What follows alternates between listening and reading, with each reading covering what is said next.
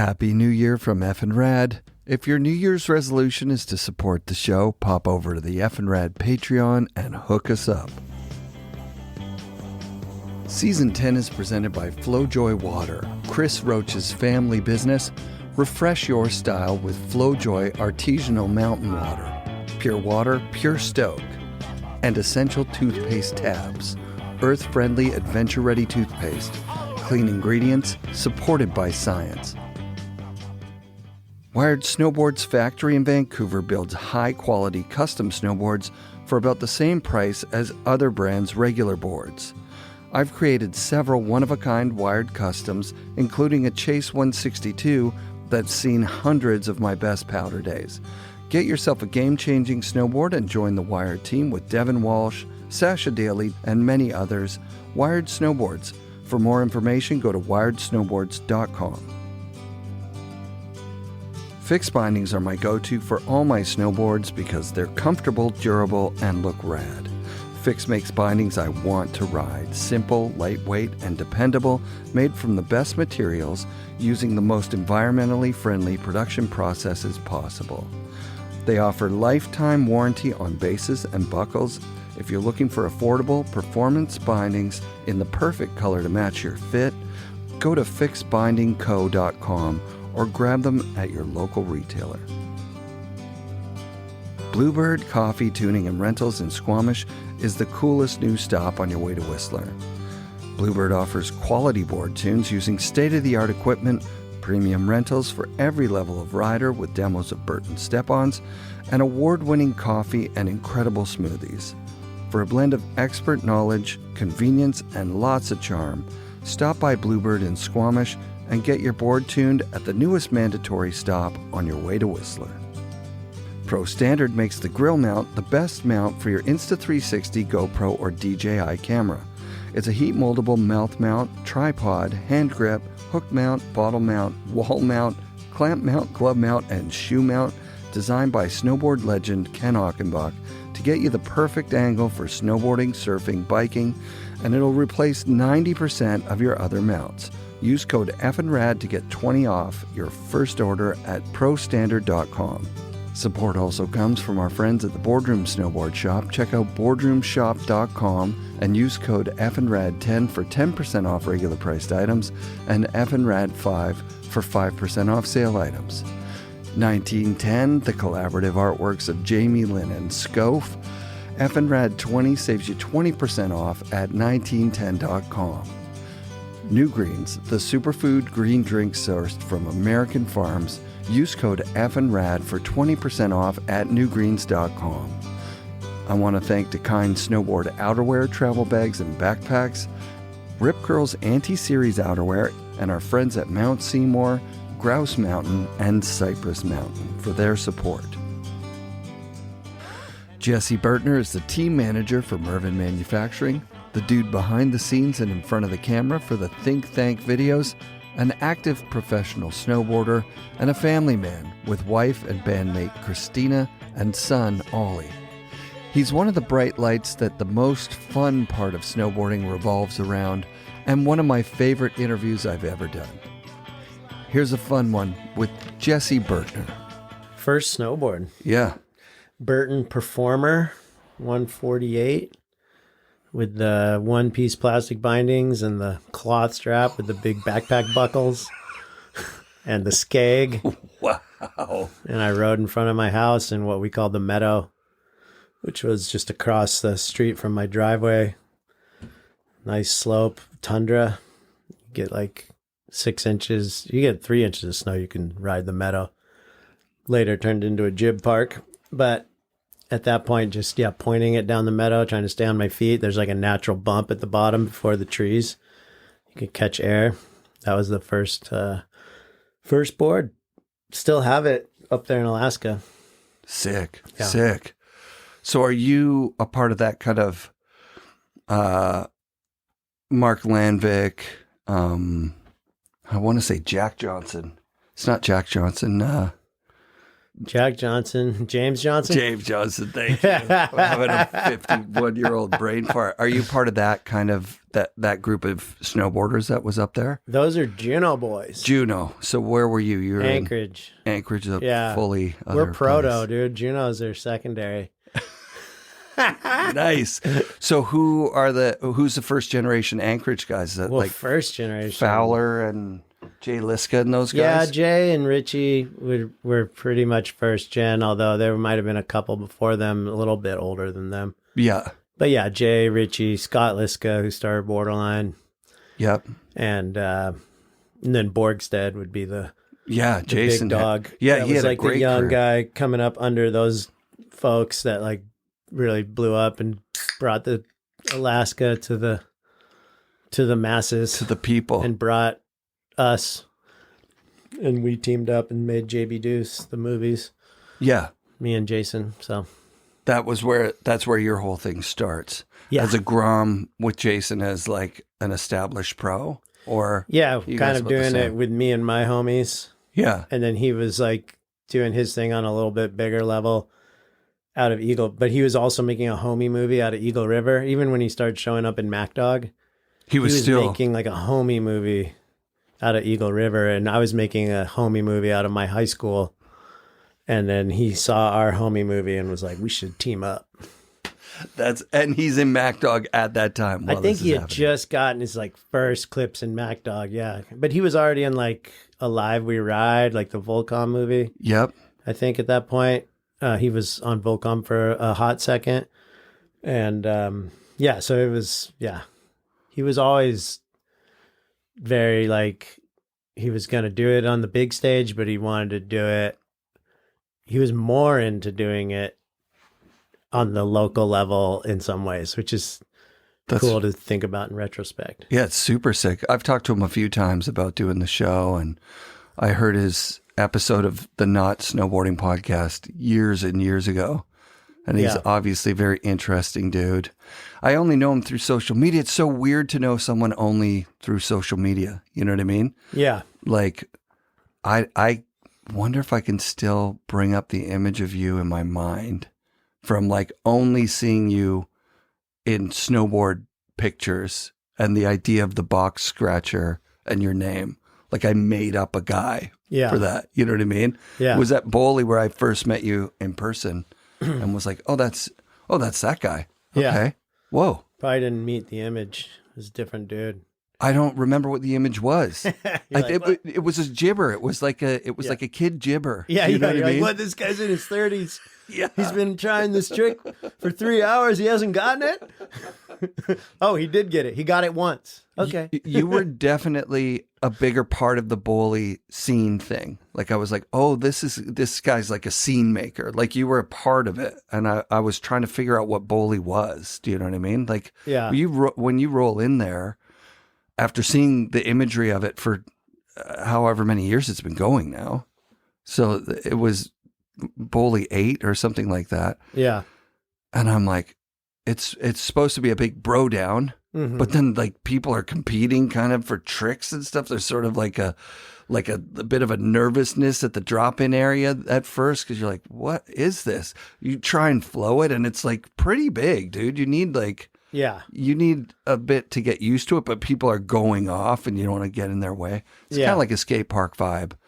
But then it all calmed down for me when I saw like the way that you guys were riding it, the way that you guys were like, it was a big bro fest. Yeah, totally. Yeah. Everybody's up there and the guys that are going huge are actually just like running a train on some feature and having fun. It was pretty cool. Yeah. So that was the first place that I saw you. Like, it's so backwards, the Alaska component and the jibbing thing. Yeah, you think, right? But it's actually not really. But for me, it is kind of played in reverse because I grew up in the mountains. Not only was I in Alaska, but I was literally in the mountains. So when I started snowboarding 100% backcountry and hiking mountains that maybe had never been snowboarded, just, when I was with my brother when I was 11, 12, 13, 14 years old. Wow. Went to Valdez when I was 14, got in a helicopter, got in a plane, no guide, did all of this, At 14. They were 14, 15, 16. Yeah. Like you used to be able to go to Valdez and we would go from high school, try to line it up with King of the Hill and just everyone would try to have $25 a day because you could get one airplane ride for $25. Whoa. And we would take one run a day because we'd just milk it and film with our video camera. Rad. But we're just getting dropped off up above like Nick's Run or something, and then maybe you hike to the heli drop. But yeah, different time, Wow, man. That's mind blowing. Yeah. Mind blowing. So yeah, that was like the beginning of my snowboarding. It was like, yeah, mountains, as aggressive as I could get. And then, I would say instead of going like more, I think being in Valdez and whatnot, it was just like, you can die, like Goodwill, like fell in a crevasse one day when we were all there and we went down to the Totem Inn at night as teenagers and everyone was talking about how Goodwill was in a crevasse and had to claw his way out and he was all by himself. Oof. And just stories and stuff and experiences. I think at some point I just decided, I kind of chose maybe like, just chose more like Jamie Lynn, Mac Dog, sort of like, okay, let's just build more wedges and chuck tricks and sort of drifting more into that. And eventually just like found the love for jibbing, which is kind of a whole other story. But so it's kind of in reverse of like someone that comes from like the East or the Midwest and they're like this park rider and then they come out West and they're like, you know what? Mountains are calling, like get me there. I was like born in the mountains and I was like always looking down on Anchorage. You could see it like laying out in the valley like a big bed of jewels. And I was like up in this mountain house with my family and kind of like, ooh, what's happening down there? Like, oh, that's where like people are doing stuff. Like I want to get in that city, like I love that. That's amazing. Yeah.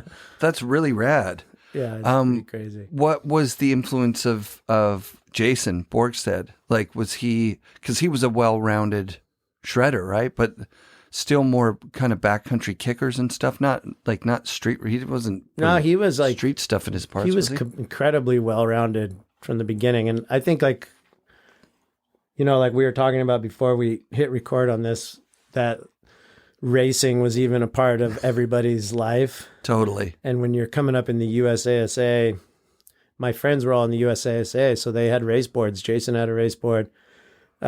Pete Iverson and my other good buddies that would go on to be pro snowboarders too, but they had race boards, but I wasn't into competing at all. I was just like, what? I don't want to do contests. So I just snowboarded and I would go and they would do their contests and I would be out taking laps and then we'd all meet up.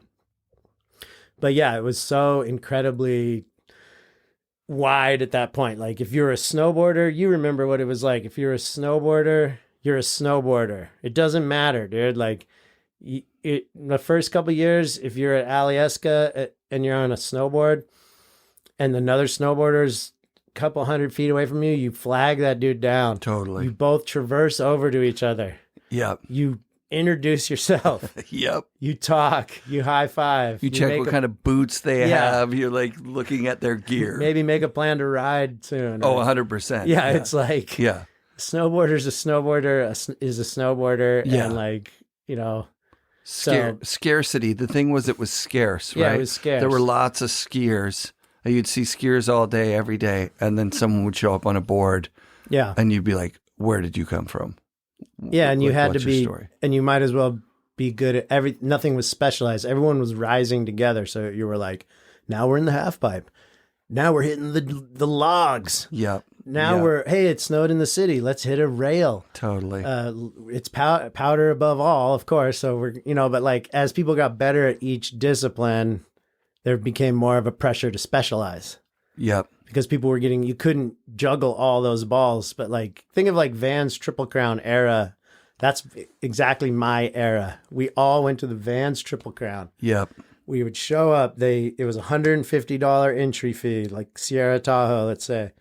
You got 7 days of lift tickets, I want to say. You got lunch every day. There was a party at most nights at a bowling alley or something where Steve Van Doren was cooking you flank steak or something. It was like the cheapest way to be a snowboarder. And then maybe you win $10,000. A lot of money. Yeah, those pro purses were big, dude. But like anyone could enter. Anyone. And so, but my point is, it was half pipe, slopestyle, big air, border cross. Everyone did everything. Yeah, because you could, you might be a shoe-in to win border cross, let's say. You're a great racer, but you have a good day on the big air and you just won $5,000 or something. Like, I remember that happening. I mean, there's definitely people that could show up in the finals of both. Yeah. For the first couple years. Oh, absolutely. By the end, no. Right, because of money incentive. Because people were just getting so good, they started specializing, right, you know? Right. We didn't know what snowboarding was going to be. I remember watching it that whole way through until it got to the Olympics, and it sort of was like a balloon, just, you let the air out of the balloon, it just went, you know, with the competition thing. Yeah. It was like, oh, maybe I'll be a border cross guy. Like, I raced the Swatch Kokoda Cross or whatever the hell it was. Yeah. Because I'm like, oh, this is accessible. I found the hack was go in the pro category because in the AMs, people are just grabbing each other and running over each other. It was mayhem. Yeah. But the guys in pro took it seriously. So I'd rather be last in pro. Yeah. And always not go get knocked pro. down. Always, 100%. Always go pro. Yeah. That goes for the bank slalom too. Yeah, you kind of do the same in the I field. always tell the kids that. Go pro. Yeah. Did you make if you get duct tape in AM, you better go pro. You have to, yeah. Yeah. Unless you just don't plan on going anywhere. Is that what sandbagging is? If you go in the category that you're not, you know, like if you should be in pro. I remember somebody really complaining about it, being like, this is not fair. That guy should be in pro. That guy should be in pro. That guy should be in pro. Yeah, maybe. The year that I raced, I was in the pro masters. Yeah. And masters had the fastest time of everyone. Yeah. Technically, because I think whoever won that year was Dave Ray, he was like 50 something. He should have been in masters, but he went in open. He went in pro men. Yeah. and then our guy went really fast too. He was faster than most pros. Yeah. That's a tough group. Oh, dude. Just LBS, like we're going to jump all over the place. That's just the way it goes. But like the LBS, what's the first one you go to?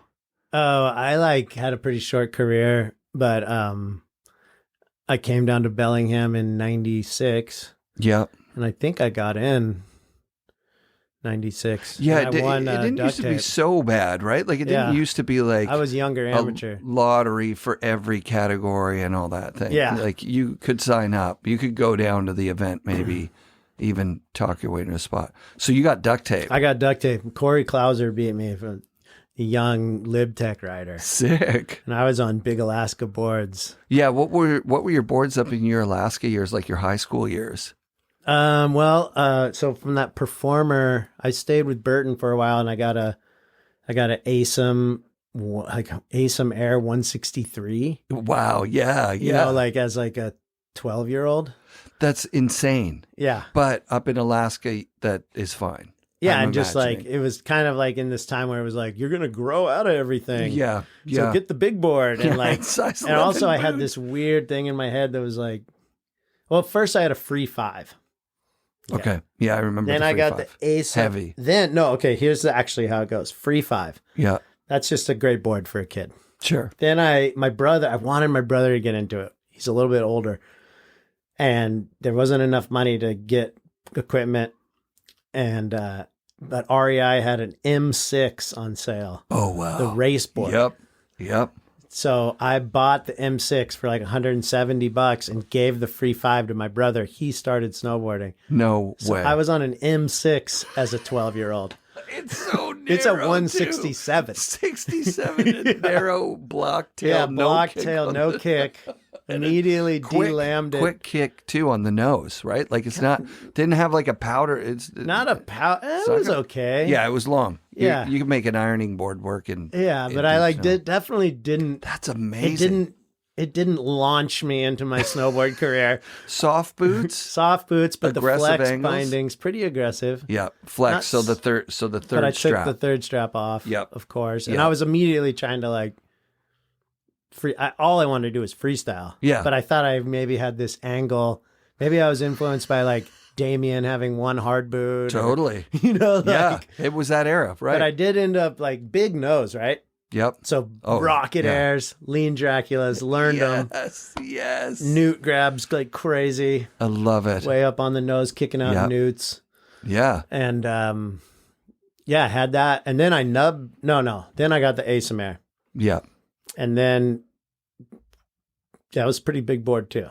63. Yeah. Cruised on that until I was probably 14, so 2 years. But the second year I nubbed it because my buddy went to nationals in Colorado, Pete Iverson. Yeah. And he came back. He had a Lib, Matt Cummins, and he came back and his Lib was about 20 centimeters shorter. So this is pre-kink. It was mad. And they had long, it had the kink? I don't remember if it had the because kink. Pre-kink, the noses were so long, they were almost a flop. They're It might not have kinked, but it definitely went up to almost a half pipe on each side.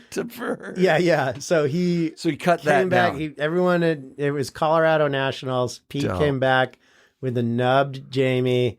He had these jeans on, and he could do a shifty, which blew our minds. Shifty, because all of a sudden it was a trick where you didn't grab that looked cool. Yep. We're just like, what are you doing? Like, can you imagine getting your mind blown by a shifty? I had it blown by a shifty. Yeah, it's like, people don't understand that. I remember people talking about shifty late 180s and then like shifty late 360. If you could believe, I'm like, how could you even do that? Yeah, it's like, how could someone do the with things that blew our mind? Yeah. Are mind blowing. No, but like just a shifty. Just like I always think about like I want to say it's Riders on the Storm. Mm-hmm. I believe Ranquet does a tail grab. No one did tail grabs. Right. And Ranquet does it like ape style. Like, he doesn't like bone his front leg out a ton. He just reaches down and grabs his tail kind of. And it was like game changing. Yeah. I was thinking about this morning when I was looking at the sweatshirt I was wearing. It's got a brown on it that, in the context of the pink sweatshirt, is like, that looks burgundy, right? Mm-hmm.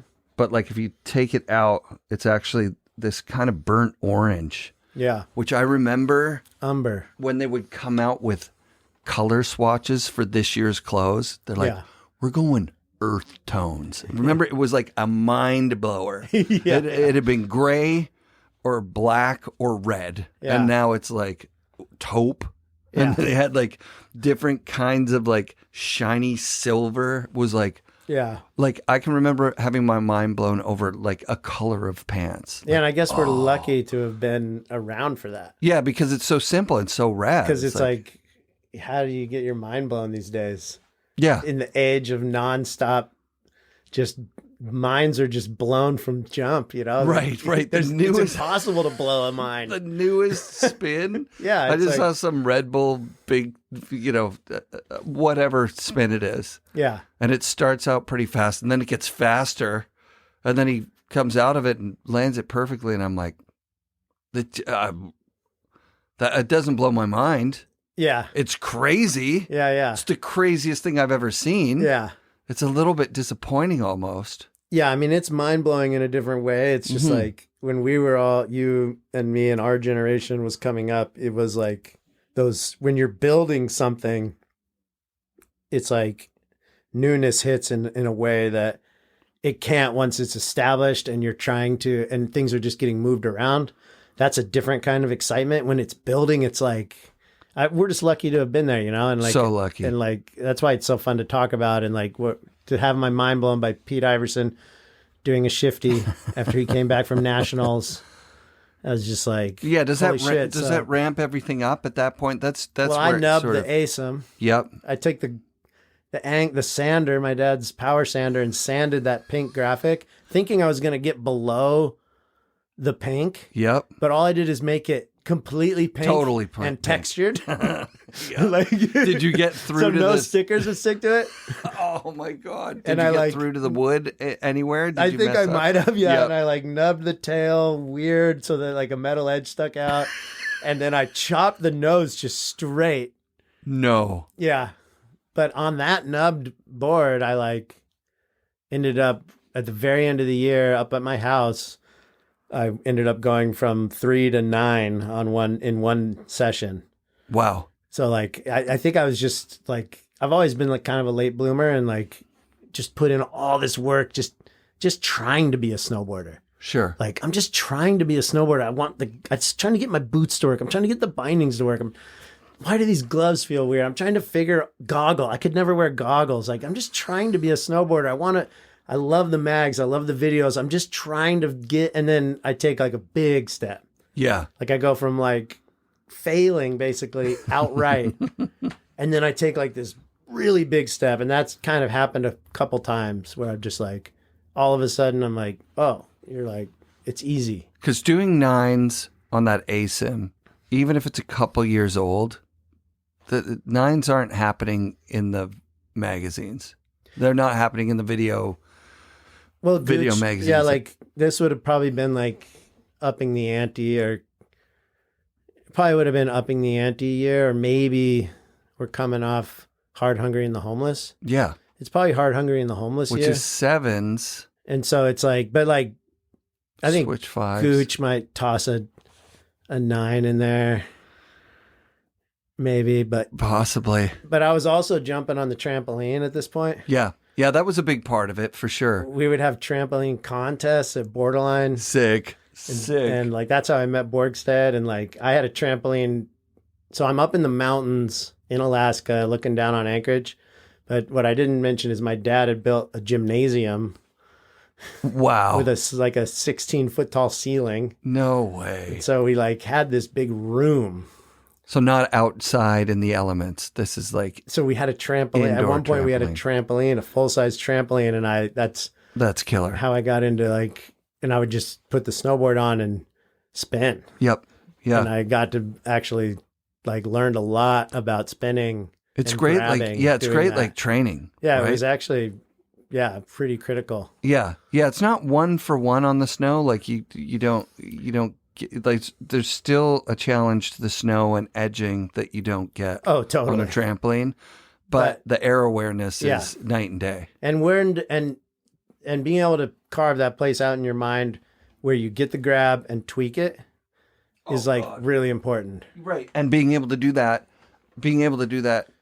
100 times in 5 minutes, right? Like where you just got, that was the whole thing with the snowboard was like, I wanted to kind of like hide away from my friends and get on a trampoline by myself. Yeah, totally. And figure out how to get the poke the right direction and the body in the right position. Yep. Because it's not, you don't get it the first 500 times you're jumping. Right? Yeah. So much of my takes a long time. Early snowboarding was like, I mean, I had the snow right outside the door. So I would be on the trampoline and then I could just run outside.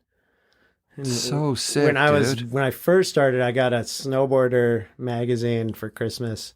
The one with Damien doing the heel carve. Yep. That's early. Boots. That's the first one. That's the first one. That's the first one. Yeah. I got that in my stocking. Holy shit. And I go and I would just look at it and then I would set it down and run outside and try to do what I had just seen in the photo. Yeah. Because I have like some sketchy little jump. These first things never worked. I don't think I was getting in the air.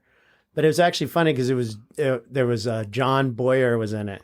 And it was John Boy Air. Love it. And I was like, I want to be like John Boy Air. I love that. That's the best. And John's such a dope dude, too. I never met him. Great style. He had great style back then. He was a real sick. Like taste maker. I mean, other than like Damien was on the cover. Yep.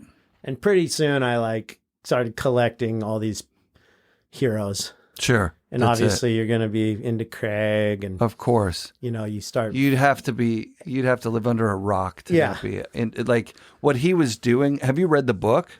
I haven't read the book. I've got a copy for you. I should have brought it down. I'll send it to you. It's epic. Yeah. It's so fun. And it happens around here, right? Yeah. Like Mount Vernon. Well, he's why I came down here more or less. I mean, Jamie Lynn, Craig, but Mount Baker hardcore, but really that shot of Craig ripping hemispheres with people hiking up. Unreal. Yeah. That's why I moved to Washington. Like that's all I needed to see Yeah. to be like, oh, I can make it at Baker. Like, Oh yeah. Baker's the spot for me. I had to go to college, so it was like I'm just gonna pick the closest college to Mount Baker. So what was that? UFW? Western. Western. Yeah. Yeah. So I was up in Bellingham. What were you taking? Political science was basically What's that gonna like? What's the end goal of a poli-sci? the end goal of political science is to drop out and become a pro snowboarder. Right. Right. I don't know. Yeah. No, I No, you really would don't be know like- what political science even is. I mean, you could be a politician. You could go into a law degree after. You could, law degree, sure. yeah, Sure. you could teach. Yeah, there's a lot of You go to a lot of places after you get the undergrad. it seems like, I don't know if I've ever talked about this on mic, but like the education system is like it's a system for a country to create citizens, right? Like that's the idea. Yeah. So what kind of citizens are you trying to create? Mhm. If you really analyze the public school system in Canada and the States, you're trying to make teachers. Like that's what you're. Well, you really should be. Yeah. Well, you're That's what making. you should be yeah. making. Yeah. So you're making Yeah. teachers essentially. Yeah, big fan of teachers. Yeah. Yeah. Me too. Teachers are the best. So, you go into a advanced degree, and then at the end, if you're really good at it, then you just teach that advanced degree to the next. There's people. some things that are just for that. Yeah. Like the Geography only or option you something. have, you get up to the very pinnacle. It's like you just have to turn around and come back down. Yeah. Like, Yeah. I'm never leaving this university. So Bellingham's a rad little spot. It's very close to Canada. Do you end up coming up to Whistler a bunch when you first moved down here? Or Not really a bunch, but I did go up to Aldergrove a lot and skate the parks and stuff. sick. Yeah. Yeah. Yeah. It was easy to cross the border at that time. Oh, hey? yeah. You just driver's license or some form Yeah. of picture ID. Yeah, there was no skate park in Bellingham, and we would get kicked out a lot at the school and kicked out in the other spots. So we would end up going up and had kind of almost a transition renaissance for me personally, because I grew up like a garage skater. That same building I told you about that had the trampoline. Yeah. That's where I also learned to skateboard, just back and forth, Yep. flat ground. On flat ground. do I a was gonna trick, say- hit the wall, Yeah. push off, do a trick, hit the wall. This is starting to make sense now. Yeah. So if your dad would have built a half pipe, then you would have been a transition guy. Yeah. You A flat ground guy. flat ground guy. Then you start getting creative with the little bits that you can put in between a curb, a Exactly. box, a rail, a Yeah. kink, something. Yeah, And so you just become a wizard. Well, this stuff. I'm never a skate wizard, but I definitely love skateboarding. I'm a skateboard nerd. Yeah. I can do a few flip tricks. On a trampoline, I am a wizard. Sick. And Sick. only in the last 5 years has my Padawan learner surpassed me, Yeah. Darth Stevens. Oh, he's so good, dude. Have you seen what he just posted in the last week or so? I Yeah, think there's of a course. flip in it and some Yeah. he gets upside down and there's maybe 1 foot and Yeah, he's who knows what he's it's doing, so man. He might be on crazy. He might be on a Sony PlayStation. We don't know what he's doing. He's so good. So you have those kind of skills, Yeah. trampoline, skateboard skills. You know who else is really ridiculously good at tramp skating that you wouldn't know about is Peter Line. Oh, I could see that. Because when I came down to USSTC when I was, I want to say 12 or 13, I got to go for a session, sick. and Peter was digging or in the kitchen or something. But this was right before he blew up. Yeah. Like so right before the Transworld Video Mag. And yeah, like is he on Division 23 or is he still riding? I think he had a barfoot or something. he's on Division 23. Nitro. He had a nitro. He's on before. Division 23. Yeah, sick. That's like peak Peter. But yeah, he's. Anyways, I think I'm Tramp God. Yeah, of course. You come down. I roll in. Have a trampoline. Here's this other guy Yeah. who thinks he's Tramp God, and we went at it. Nice. He probably doesn't remember, but Oh, I bet he could does. do a 540 like pretty much a McTwist with a grab. That's how the Misty flip ends up happening. Yeah, like he was doing it on a tramp skate. Right. And I was way more flip trick guy. So we were kind of like, we kind of didn't cross we had two different genres almost going. I get it. So I think we kind of ended with like a bow. Like you're doing your thing, I'm doing mine. I love this so much. Yeah, because that's actually the missing puzzle piece for me. I've always given Peter the Misty, which it's not his to have. So other people were doing it before him. But that just shows you where it came from on the snow, right? Because the McTwist comes from vert. That's why the invert, because it just makes sense on a vert wall. Mm-hmm. And Mike McGill invents it, and it's dope. It's a rad trick.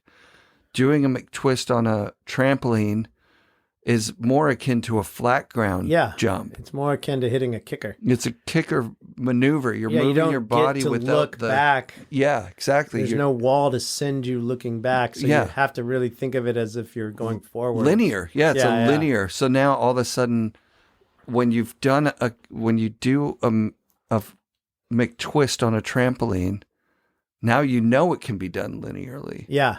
And then if you go and do that exact movement on a jump, you've got a Misty. Yep. And his Misties were perfect, right? And they looked just like that on the tramps. The tilt was perfect. And it was obviously not something that you just learn hucking in the snow. You need that tramp background. That's awesome. I'm so stoked to hear that. Because lots of people learned it around the same time. Yeah. Ollie Goulet. Mm-hmm. Probably... Was Engelsman in on that? He's always early. Mm-hmm. Engelsman's like early on all the flips. Yep. Yeah. He was like kind of quietly like pushing it out from the edge. Totally. Like you'd catch it in the beginning, an intro of a movie. Like, wait, what was that? Yeah. You'd have to rewind it. You rewind it. And then and Daniel Frank. Daniels. They were all like in on KY that. When he does the... Oh, yeah. Kevin Young with the switch. Oh, no, both. Rodeo and switch rodeo. Yeah, exactly. Yeah. Yep. Yeah.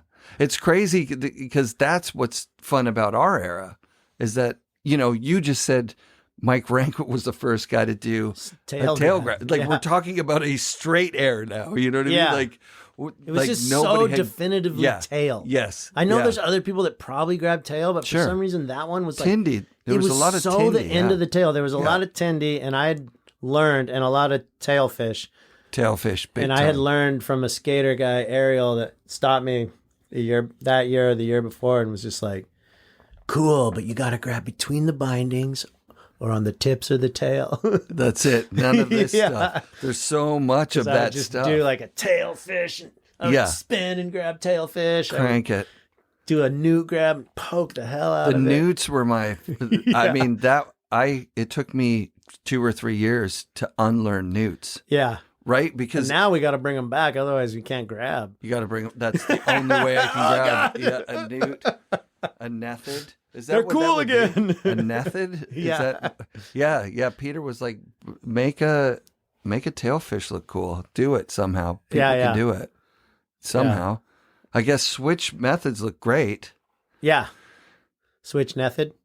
I still won't do that though. I think that's just our generation though. It's like you get a kid come along and do a tendy right now, I think actually this Japanese kid that's on Vans, man, I'm blanking his name. He's got a lot of heat.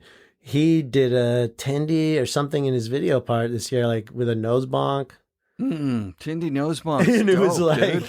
Yeah, and I was like, was that okay, it's not, I can't believe I just said that, but I can see it in my mind's eye, making it look like Noah, like double poke stuff. Yeah. Like it was something like that, and it was like we were sitting there watching the vid, and I like chirped about it, and whoever I was with was like, "It's that guy, so it doesn't matter." I'm like, "Well, there you go." Then there you go. Yeah, we can let that go. That's it. We can let this hate just wash on out of our... There was so many things to hate about. Like in skateboarding, it was like the guys with the big wheels hating on the little wheel guys, or the board's too long or too wide, or whatever. It's all just a mechanism of progression. Right. Because you want the progression to go in a certain way. Because when you don't have gatekeepers like a Mike Rankwit, a Chris Roach, tethering in these wild masses that are doing in just the most insane stuff. Yeah. A Jeremy Johns, a JP Walker. Yep. You need them. Yeah. You need them because you need them and then you don't need them. And then once and then you need them. and then you need them. And then right. you don't. And then you don't. So when you come down to Bellingham, is that it? You never go back to Alaska? You've been here the whole time? Yeah. I stay tied to Alaska. Like, I go back a lot. Your family's there. I got family there, and we were doing borderline camp up at Alyeska. Sick. Summer camp. So I'm helping run that. Scott Liska's putting the whole thing on. Still now? No. That was back then from here. But I would come up for the whole summer, work at Borderline, do Borderline camp. I was head coach, and then stay and work at Borderline, work on the JB Deuce movies, film skateboarding, film Micah Hollinger, Adrian Williams, the crew, skate, edit the movie, probably up there, or maybe come back down here, but I would be up in Alaska basically for the whole summer. And so I was kind of splitting my time.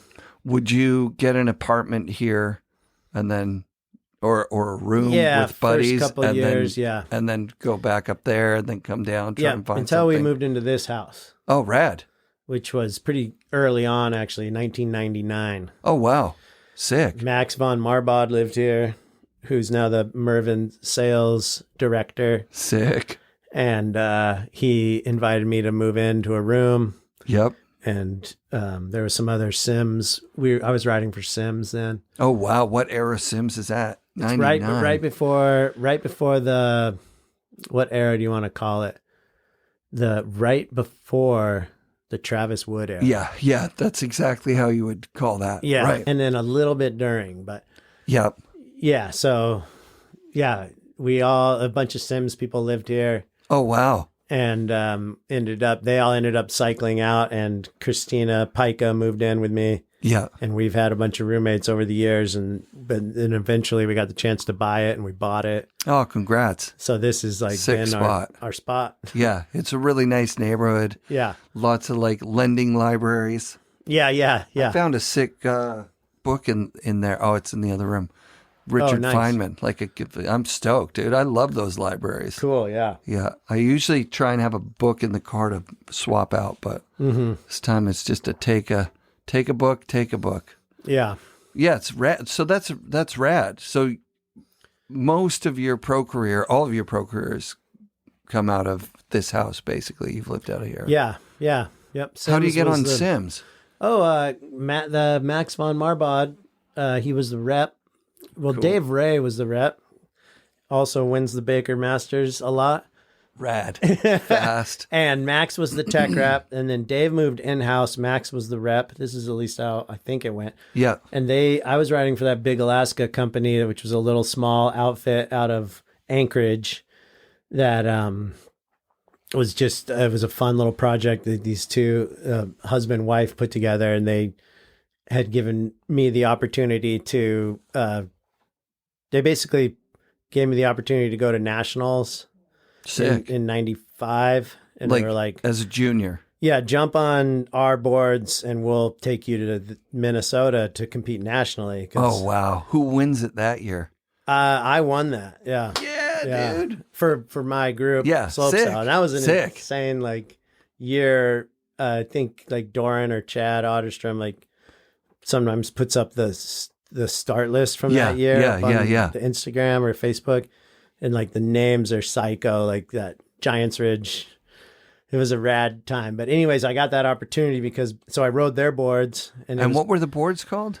Big Alaska. Big Alaska. Yeah. I don't know them. Yeah. And at that point, they were made in the Kingpin factory. Sick. In Minnesota. So which is Chad Otterstrom Kingpin. Yeah. Chad was on Kingpin. Dude, that's so sick. And so when we flew in, from Alaska, we went straight to the Kingpin factory and got to walk around, and Chad was actually there. No way. Yeah. Oh my God. And then we went and did the contest, and you got to see Chad do a 2-foot high switchback 9. Amazing. Amazing. He was in the group above me, luckily. Yeah. But yeah, I had some heavies in there, but yeah, I ended up winning for whatever reason, but I put down a run. Yeah. And I mean, that's how contests are. You put down a run. Yeah. I mean, unless you're Shaun White and you've been training, and you get out ahead of the pack, and then there's all that pressure on you to stay there. Yeah. And you had a trampoline growing up. You didn't have to do too much. This was a pretty funny slopestyle course. But like there was like these ridges going down it that you could like launch off. It was very much like a roadkill inspired slopestyle event, honestly. That's so awesome. Yeah. And so you're like cap 3 on the ridge, like cut back around, back 5 the ridge, I love it. And then at the end there was a car. And I swear this is why I won. And you could jib the car, Of course. And it's in the dead flat. Yep. And I just go super fast and jam off the windshield and do a suitcase method about like 20 feet out into the flat and stomp it. Oh, and I my swear God. that's why I won nationals. The suitcase method. Suitcases where you grab under the whole board and then to the next edge. Yeah. That's incredible, dude. Yeah. That's incredible. So yeah, that was pretty crazy. That's wild. Yeah. So I was on there, and I moved down here. I was on Big Alaska, but it was like, they weren't really, it was like, I think they were kind of trying to keep it going just for me. Yep. And I was riding Sims boots and felt like there was an opportunity there. And then Dave, Ray, and Max put it together. Sims boots kind of sucked, didn't they?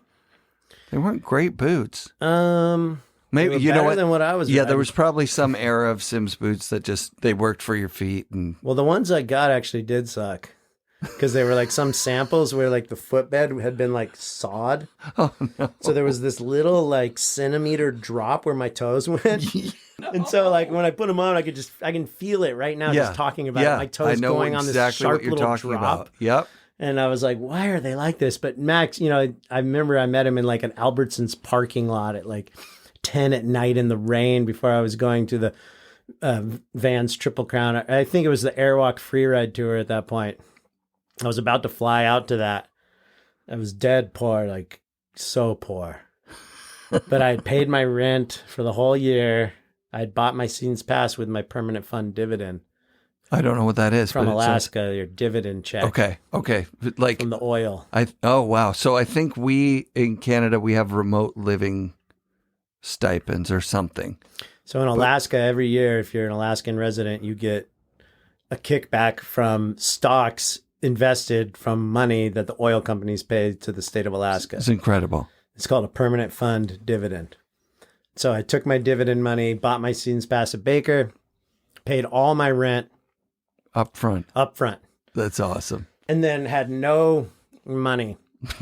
You're at zero. Yeah. You're like, living expenses and my pass covered. But I think Big Alaska paid my plane ticket to Denver. And anyways, Max gave me these boots in the parking lot. And then I was like, okay, I got the boots. I had no other idea. Perfect story. Airwalk Freeride Tour. Here I come. Amazing.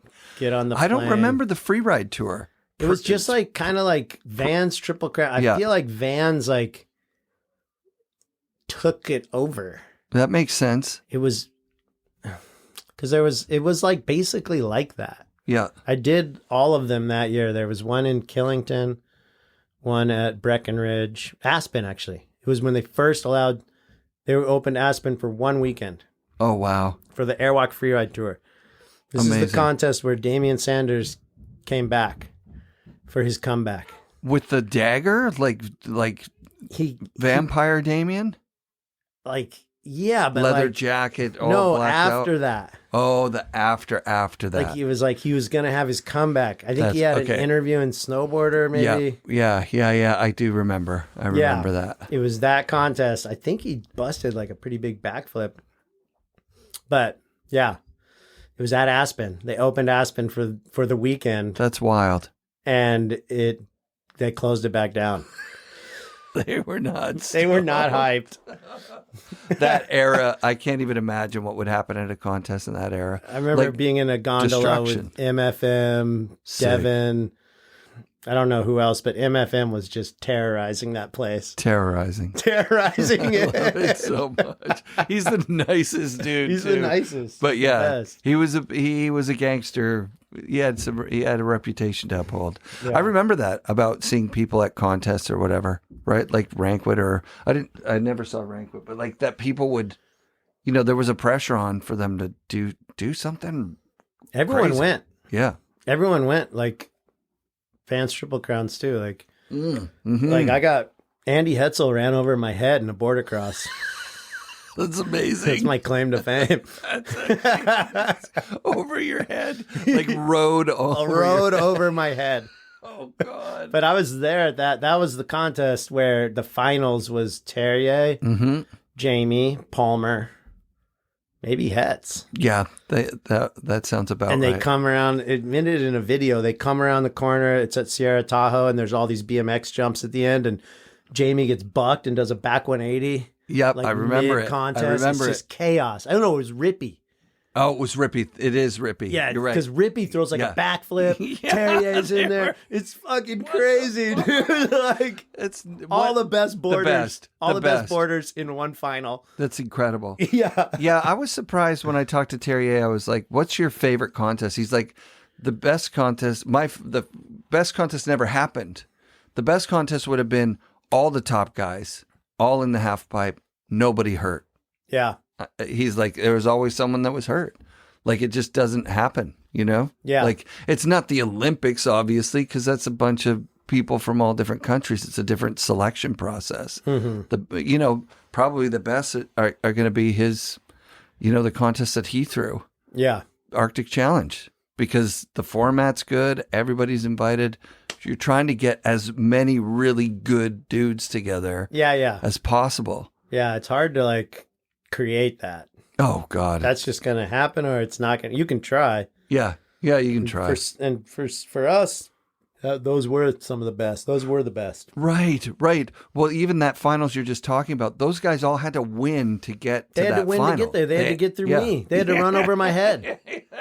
They had to get through Borgstead. They had to get through everybody. They had to get through Travis Williams. They had to get through. Yeah. And Rom Clampert. Any name from the Temple Cummings, the whole One Ball J crew would go around and win, even local border crosses. I remember at Seymour, they came up and they found an outlet in the parking lot and they were waxing their boards between runs. I'm like, these guys are taking it serious, and I'm not saying that to take the piss out of them. I think I was on mushrooms at the time. We were like, but there definitely was that thing that was like. Yeah, we didn't wax our boards. No, man. No. Like that was like a bank slalom. Like when I showed up at the Baker Bank Slalom, I was like, what you guys are at the top of the course waxing? Waxing. That's whack, dude. Yeah, just go down and see how fast you go. I'm not going to sit up here and like try to go a little faster. Right. Like that's just like my mentality. That was like wearing a speed suit. It's to me. Why are you?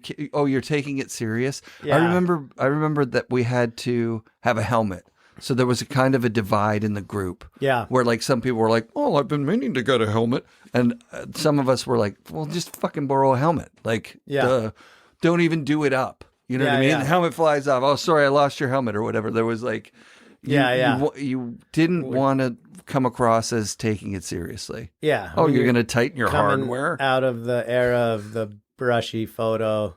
Yes. Doing the method in the race course. Yeah, exactly. And it was like, that was like, I could never snap into that bank slalom mentality. Like, I was like past that mentally. So when I came back and was at Baker and people were like taking it seriously, like, I kind of tried to buy into it for a second and then realized like, nah. That's not me. I'm going to wear like a Sonics jersey and like do half the run switch and just like. Yeah. And then I was like, I'm taking up a spot someone else needs. I'm going to bow out of this. I get you. Yeah. Like people love this. They love it and they're taking it very seriously. I don't need to take up space here. I remember a contest where the young kids were forced to race. You couldn't compete in the half pipe if you didn't do the race. Yeah. So they were doing toe side only. Toe side, switch toe side, switch toe side. And they didn't get last place doing it. They did fine. Yeah. What a crazy, amazing time. Yeah. So Yeah. the sim stuff lasts up until... So the sim stuff kind of cruised up until they got sold. Okay. So like you were there for the Vivid Girls year, the Guar thing. I think that would have been right after they got sold. The year right after. Yeah, so I was like on there. I was on the team that summer, and then they put out that ad, and I wasn't on the team because they had like their superstars. I remember that ad. And it was like sick for them, way to go. But like I wasn't on that list, and it was just like I'm not actually on this team. Like I hear you. I was still getting a paycheck, and they had kicked me off, and then they brought me back. Oh, weird. And there's Who was the TM at that point? His name's Chris, and yeah, he was cool, but he just wasn't like He didn't my feel people, the love. you know. Yeah. Like, and he was fine. He was great. Yep. And he put me back on, but like I wasn't really on because they were like doing a tour, blah blah blah. That ad, all good. They had like an amazing squad. Yeah. And I was looking for an outerwear deal, and I went to Chris Owen, who I'd met previously, and I asked him about getting on Quicksilver. Sick. And he was like, yeah, we don't have any room on Quick, but do you want to ride for Lib Tech? I was like, what? Wow. Are you kidding me? Yeah. Like, you're just going to throw Lib Tech at me? Yeah. Like, I don't know if you know that there's only one company I want to ride for the rest of my life, and it's Lib Tech, you know? Amazing. And it was just like, I had to go back and talk to Sims and be like, hey, I got to get out of this deal. You guys don't actually really probably want me, but well, we do want you. I'm like, okay, but I got to go ride for Lib Tech. It's kind of like, it was all good. I mean, just small potatoes stuff that. What was your relationship with Lib Tech pre that offer? It was like kind of very minimal, but like as everything with Mervyn, it was like pretty serendipitous too, because this street we're on, Mike used to live on this street. Come on. And he would drive down, and sometimes he would see my red Subaru with the Sim sticker, and he would stop and put like Lib Tech stickers on it. I absolutely love that. That's yeah, and then so eventually sick. I like caught him or like saw him, and we ended up talking, and then he because are you going like, what the fuck? Like, who is doing this? Yeah. You're like, oh, that's fine. Yeah, hilarious, no, I was totally into it, but like, because Pika loved Lib, and we all loved Lib, and Pika like really loved Lib Tech, and she had ridden Lib forever, and she broke her collarbone chasing Jamie Lynn at Baker when she was a little girl. I love it. So when you catch Mike, what's that sound like? it's just like fun, you know? and awesome. And I'm like, I love those guys. Yeah. And then was he like, I am those guys, or did you already know? I didn't know, really. I didn't really know. You know, I didn't really get it.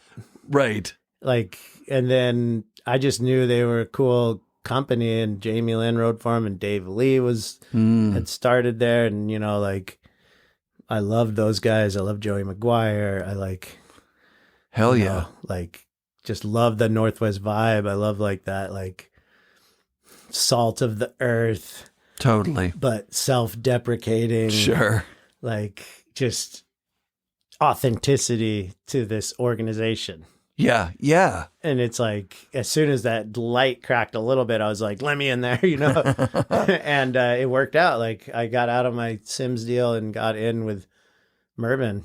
Rad. Yeah. What board do you pick out of the gate? Because can you pick from Lib and GNU when you get on Mervyn? Like, no, it was going to be Lib Tech.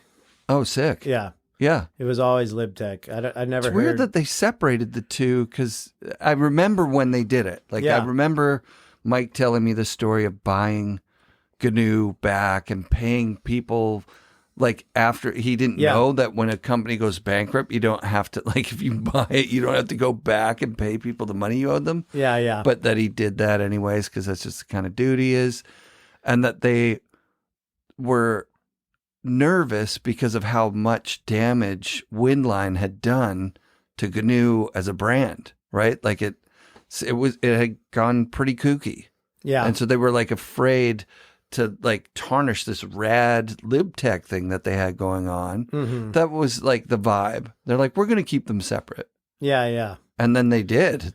Yeah, which is like it's a pretty good marketing playbook, really. Yeah. It's not unheard of. Yeah, you have definitely. two brands. Yeah. Right. And like, then, especially in skateboarding, and, you know, you get to play them off each other, and totally you get to have one bolster the other. Like, absolutely. when Jamie was not as prominent for a few years there, Danny blew up and That's right. carried Mervin really. On GNU, right. Yeah, and so all of a sudden GNU was the big brand. I remember the switchover. That was it. Yeah. That was, and they started doing like Danny Cast kids boards and everything. Like it was just like, let's make more Danny Cast. Yeah. We remember this with Jamie Land. Just make as much Danny Cast stuff as you can.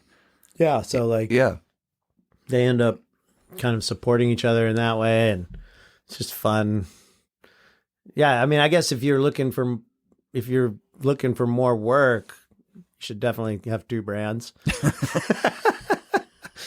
But also there's like benefits hidden in there that you wouldn't really think about, and to keep them separated, you know? Yeah, of course. Of course. And then it let Lib Tech get into surf. It let Lib Tech get into ski. I forgot about that. It let Lib Tech get into skate. You know, like you just like have like Lib Tech is a broader brand now. Yeah, right. Experimental. Stayed very focused on snowboarding. Wait, experimental 100%. was the GNU thing in the beginning. But that's where the like kind of mad scientist, like, you know, testing. Yeah. That's one of my favorite things about Mervin ever, is that like now 10 years into the show, kind of gleaning some of the history of snowboarding out of the stories of people that were there. The one thing that was tucked away and hidden in all of it was that Burton, Sims, Forum, you know, you name it, the bigger brands all were reliant on ski manufacturers the whole way through. Yeah. Like as soon as they went to ski construction, they had to share their numbers, their proprietary, you know, technology all goes directly to these, like, and they're kind of cartels. They're like the European Alp, like, you know, some Italians in there, Austrians in there. They're very... That's old money. And they weren't super stoked on snowboarding taking a bite out of skiing. Yeah. So, but Lib has none of that. Yeah. None. Like zero. It's a couple of skateboarder, surfer, snowboarder guys. Yeah. Experimenting literally in a garage, coming up with an 8-meter side cut on a 160. Yeah. While engineers in France are like trying to figure it out. Yeah, and it's all the groups of tools hundreds. and stuff. If you go to Mervin now, like it's very much like this is how we came up with it a long time ago. Right. And it's still that way. Right. It's like this is like got cardboard on it, and like it's just a big weight, you know, and like things are very like you're like, what is this? Willy like Wonka's chocolate yeah, factory. it's like kind of steampunk, you know, like yeah, very cool. yeah. Like, Do you know? You're not the right guy to ask. I'll ask Mike about the doily stuff and the shower curtain print. yeah, and all I that. mean, I know the stories. Like, I want to but hear where you it gotta came hear from. it straight from the horse's mouth. Yeah. Because So you're on Lib. What board are you riding? Because you know the box scratcher doesn't come out right away when you get on there. No, and I wouldn't have jumped on a box scratcher. At this point, I'm riding the stiffest, The TRS or most something. aggressive snowboard you can get. You know, like when I'm 20 years old, 21, if my board flexed more than like 2 inches, Yeah. I was like, what the hell? Like I wanted like just absolute shred rod under my feet, you know? For what? For just like the edge control and the pop really or something? Right. Yeah. Why was everybody? I don't really know. I wanted the stiffest boots, Yep. the stiffest bindings. I remember that stiffest era. board. Yeah. And They put a carbon fiber. Remember, like they're running out of carbon fiber high backs, like because people were like, I need it stiffer. Yeah. And then people would break their leg. Over I know. We had high those back. bent metal bindings that were all metal. Oh yeah. Metal high back. Metal. They were actually high amazing. back. But you took one of those to the butt cheek, you were bummed. You were very bummed. Yeah. I remember the first year of bent metal bindings and just the high backs and the printing Sublimated. process. That's Yeah. what it was. Sublimation. Yeah, on those them. are sick. Was super sick. Yeah. And that creativity, the inventions at Mervyn a lot of times would allow them to do one-offs and weird colorways and all that stuff. Yeah. Which was super built into the structure of Yeah, I mean, the sizes of the boards are literally like Yeah. a suggestion. I remember the year that they put like 116 to 121 for like Yeah, a skidder or whatever. Yeah. There was a range. Yeah, it's a on each- range. And you'd have to explain to people, it Yeah. depends on how much the guy It's ground still a it little bit down like and- that. Still, it's still in there because they're Yeah. handmade. Yeah. Oh, that's wild. I mean, yeah, there's no metal edge on the tip and tail. So Still. every time a board gets finished off, it's like, we're looking at our craftsmen to do it Yep. the same way every single time on Yep. like a very complicated board, like a Orca or something. Oh, yeah. Right. Yeah. So there is some discrepancy there. Yeah, there's a little procedural drift always, but I think they're masters. people don't realize too the running length and then the overall length, like the running length, the stuff that's touching the snow really defines how the board rides and everything other than powder, really. Yeah. Right? And then if you get a little extra nose and tail. I had a Japan Flex. I was so stoked on that one. Just a softer board. Oh, yeah. I think like what I was chasing, and I think we were all just in this era of snowboarding. The only way you could see forward was faster, bigger. More. Mm-hmm. And it was just like, so yeah, we were trying to spin more, go bigger, go faster. And everyone was on that. And that was like such a big thing. I think and that was my boards too and everything. I hadn't like late bloomer again. Like I wasn't thinking outside the box really whatsoever at Right. this point. Right. We were all just trying to be Mac Dog. Exactly. And, and it was tough. Those guys Yeah. were gnarly. Yeah, Yeah. as proven by the fact that those movies were never usurped by some other thing, Yeah. right? I get T-Rice. T-Rice, T-Rice. except for T-Rice. Yeah, T-Rice. T-Rice aired over Mac Dog. Yeah, He gapped it. right. But that's because of Morgan and the whole and helicopters Well, his filming riding helicopters too, and though, his like- riding. Yeah, I mean, yeah. But yes, they're the gold standard. But yeah, when I got on Lib, the first board I wanted a Jamie Lynn Doy. I got the one. It's got a cat on the bottom. It's a really sick board. And Jimmy Clark, local photographer, worked for Snowboarder magazine. I was like, dude, I'm on Lib Tech. He was doing like the media jihad thing in the back of Snowboarder sick, for Washington. Sick. Yeah, dope. So I was like, we went up for opening day, and I did like a frontside air off a little cliff on opening day, and got a little tiny picture in media jihad for like, I'm on Lib Tech right away. Yeah. I love it. Yeah. So I rode Jamie board. I rode Matt Cummins, with like this when it had like this long floaty powder nose. With the weird, No, like the unkick. the snake kink thing. Is No, that what it's called? I don't know what it's even called. no, it wasn't that one. It had like a green base, white top sheet. Sick. It's kind of a different era for him. I feel like before you're going into like your La Ninas and stuff. I liked his, and I don't know if it's still in the line, the DIY thing, like the cut your own shape. Oh yeah, yeah, Dude, he's done some crazy awesome shit for snowboarding. yeah, Matt Cummins. definitely. Yeah, The kink was a huge hit. yeah, Like we all knew what it was for. We couldn't make it do that. You can't really blunt slide a little mini yeah. kink or whatever. yeah, But it had us going in a direction that like we'd been pushing for a while. Yeah, like, yeah. let's have a twin tip board, skateboard yeah. style. It put it solidly in the skateboard camp. That was it. It was like, we're not, because snowboarding always has that dilemma. Yep. It's like, are you trying to be skiers? Mm-hmm. Are you trying to surf the mountain? Mm-hmm. Are you trying to be skaters? Yeah, man. It's like, well, we're snowboarders, so we're all those things. Yeah. But like, I think Lib Tech and a lot of the Northwest vibe is solidly skate. Yeah, of course. Influenced, heavy skate influence. Yeah, I think Rankwit, I remember Rankwit telling me that he was up in Alaska, probably with Craig, and they were riding big lines.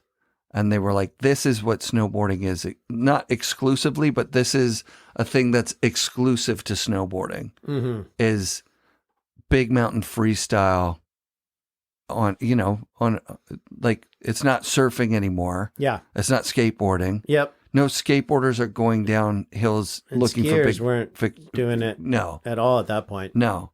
Like the Glenn Plakes and the Scott Schmidts were cliff droppers. Mm-hmm. Like California cliff droppers, I-80 stuff. Yeah. Alaska and big mountain snowboarding opened it up for big mountain skiing for sure. I mean, it really it's still what everyone's still chasing to this day, like the gold standard. it's the gold standard of snowboarding is to do these tricks that you've mastered in the park, in the wild, as part of your run, in a way that felt and looks natural. Yeah. Like Travis is always pushing that, like to go cab 9 natty is pretty crazy. Like in a line, he goes back rodeo off a windlip. This is last year.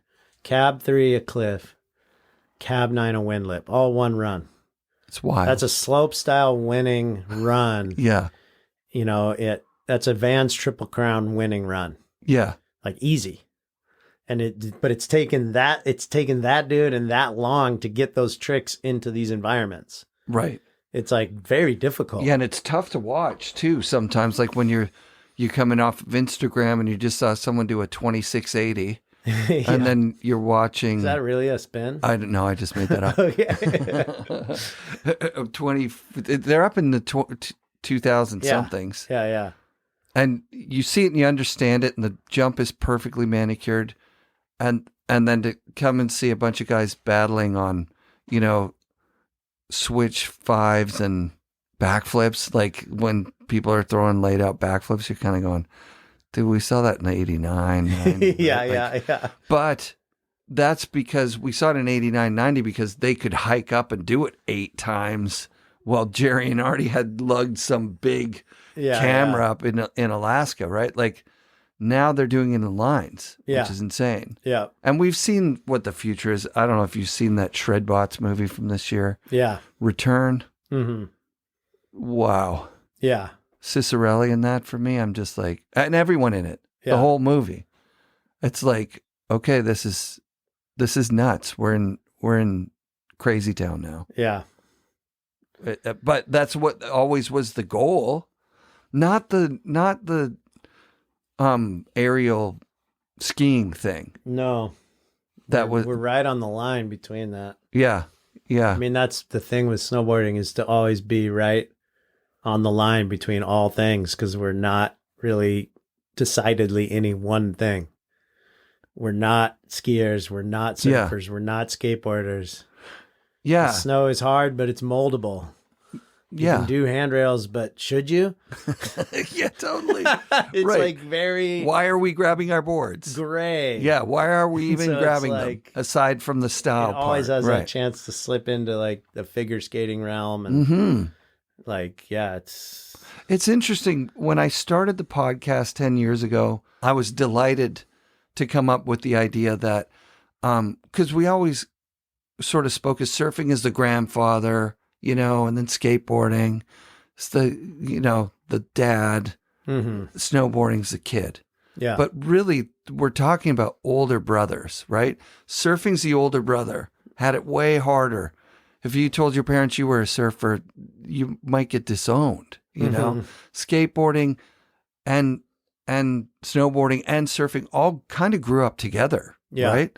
Like the boards got shorter in surfing, they got shorter in skateboarding, they got shorter in snowboarding, kind of in the same era, sort of around the same time. Yeah, yeah. We got to jump as the younger one through the pointy nose, no kick era of skateboarding straight into the twin tips, right? Like we rode backwards kind of right out of the gate. Yeah.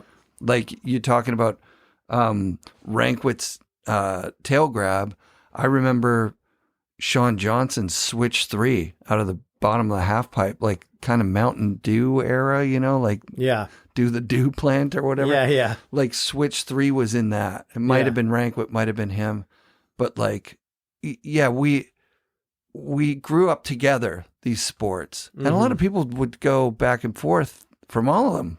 Like, yeah, it makes sense. So like, because it's so cool how skateboarding, surfers, the waves go flat, but you're a young person with nothing, only thing on your mind is surf. Yep. So you figure out a way to surf the schoolyards. That's it. Until the waves pick up again and there's these banks. And then if you take that like mentality and you apply it to snowboarding, it's like skaters or surfers are, when it snows in the city, all of a sudden you could, I wish I could like skate or like, you know, interact with this snowy landscape and the mountain. It looks like a wave. And so like, it works. It's like that train of thought, that way of looking at the world applies. And that's what I always talk about with like street snowboarding. Cause people are always like, I don't know if they're always like this, but people, maybe it's just me that want to make a case for street snowboarding sometimes because it's so esoteric. It is. And people take it so far. And it's just like X out Games there. real like, snow. The X Games real snow stuff for me, it was like, I went from being like, oh, that's nothing to being like, oh, that could be everything. I could see an entire career dedicated to that because it looks super rad. Yeah. And it's very adventurous. It's very thoughtful. But people are also like, that's not snowboarding, you know? Yeah, but surfers are like, I just heard this, that there are some foundational pro surfers that are like, aerials aren't surfing. Yeah. So it's like, you're always going to push back. Really? Aerials aren't surfing? Yeah. Come on. But really? The way I've always looked at street snowboarding is like, if we're here right now and it snowed a foot here in Ballard in Seattle, we wouldn't even be able to get to Snoqualmie. Right. How fun is it on a snow day to interact with your city, your neighborhood? The best. It's super fun. The best. I love it. Yeah. I love close proximity activities. Totally. I grew up with a trampoline inside my house. I learned to skateboard inside my house. Yes. I learned to play basketball inside my house. I walked out my door and learned all my tricks on my snowboard. So for me, it's like all about that accessibility and that excitement of your local environment having snow. Dude, snowboarding's always been really creative. Have you seen, I'm sure you have, that Mervyn video where it's basically just a day in Seattle when it snowed? Canoe Meal. Yeah. Yeah, that movie's a total trip. Everyone should look it up on YouTube. You need to go watch it. Listeners, watch that movie right now. Pause the show, come back. It's worth it. It's so fun. It captures the spirit of snowboarding in such a rad way. Yeah. Snowboarding wasn't stuck like skiing was. Skiing was stuck. You would be at the resort and you would see people learning to ski and they were getting yelled at, disciplined, told it wasn't right. Snowboarding was just like, whatever, man. Yeah. We were doing whatever.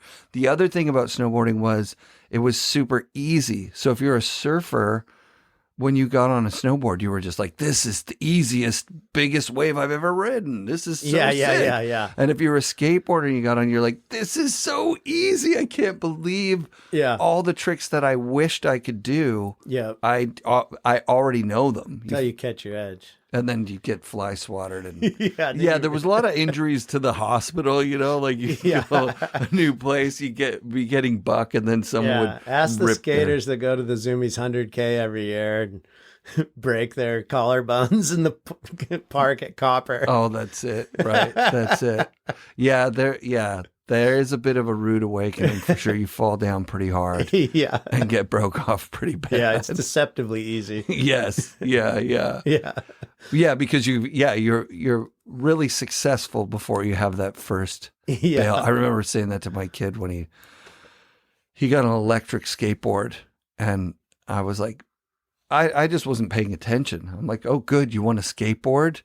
Yeah. And then I tried it. I'm like, this isn't skateboarding. You're standing on it all weird, and Yeah. you don't have to push, and you can slow down on a hill. Like it's insane. And then I saw him going at like 40, 20 miles an hour, 30 miles an hour. And I'm like, this ends badly. You haven't even fallen yet. Yeah. And you're confident going so fast. Yeah. He had That's one some bail and that serious was it. road rash. Yeah. One bail, broke the helmet, Yeah. never went back on. Yeah. Like a year of doing it without having a major crash. Yeah. It's pretty badass. But I think you need to be in a relationship with gravity. I think you need to have that. Yeah. When you add a motor, like on like dirt biking, Yeah. or a one wheel, or God forbid, that kind of, you're not, or on a scooter, something, you're not doing the thing. You're not interacting. Yeah, no, you're not tapped into the natural cycle. That's it.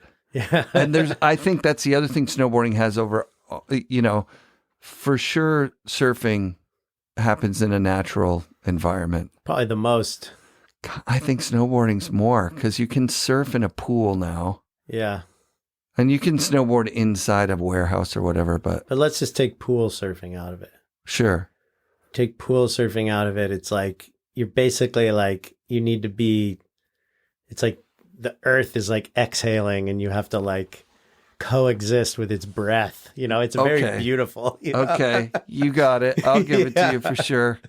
Yeah. Yeah. Yeah. Snowboarding's more static than that. Oh, way more static. But it's not as static as skateboarding. Right. So it's just an interesting pastime we're wrapped up in. Yeah. It really is. Yeah. It's like, it is. That's a conundrum of a sorts. Trivial pursuit is what Dave Weaver called it. Yeah. My father thought I would give up those trivial pursuits. I think we're in late stage capitalism, which is lucky for us, because I could say to my parents, I'm going to go try and be a pro snowboarder, and they could just go, well, good luck, Yeah. as opposed to like being disgraced. He's not going to be a veterinarian like his father. It was like, Yeah. they're like, okay, well, good luck with that. Yeah. They could buy me a mug with like a snowboarding Santa Claus on it or something, like it existed. They could understand it Now, right. Yeah.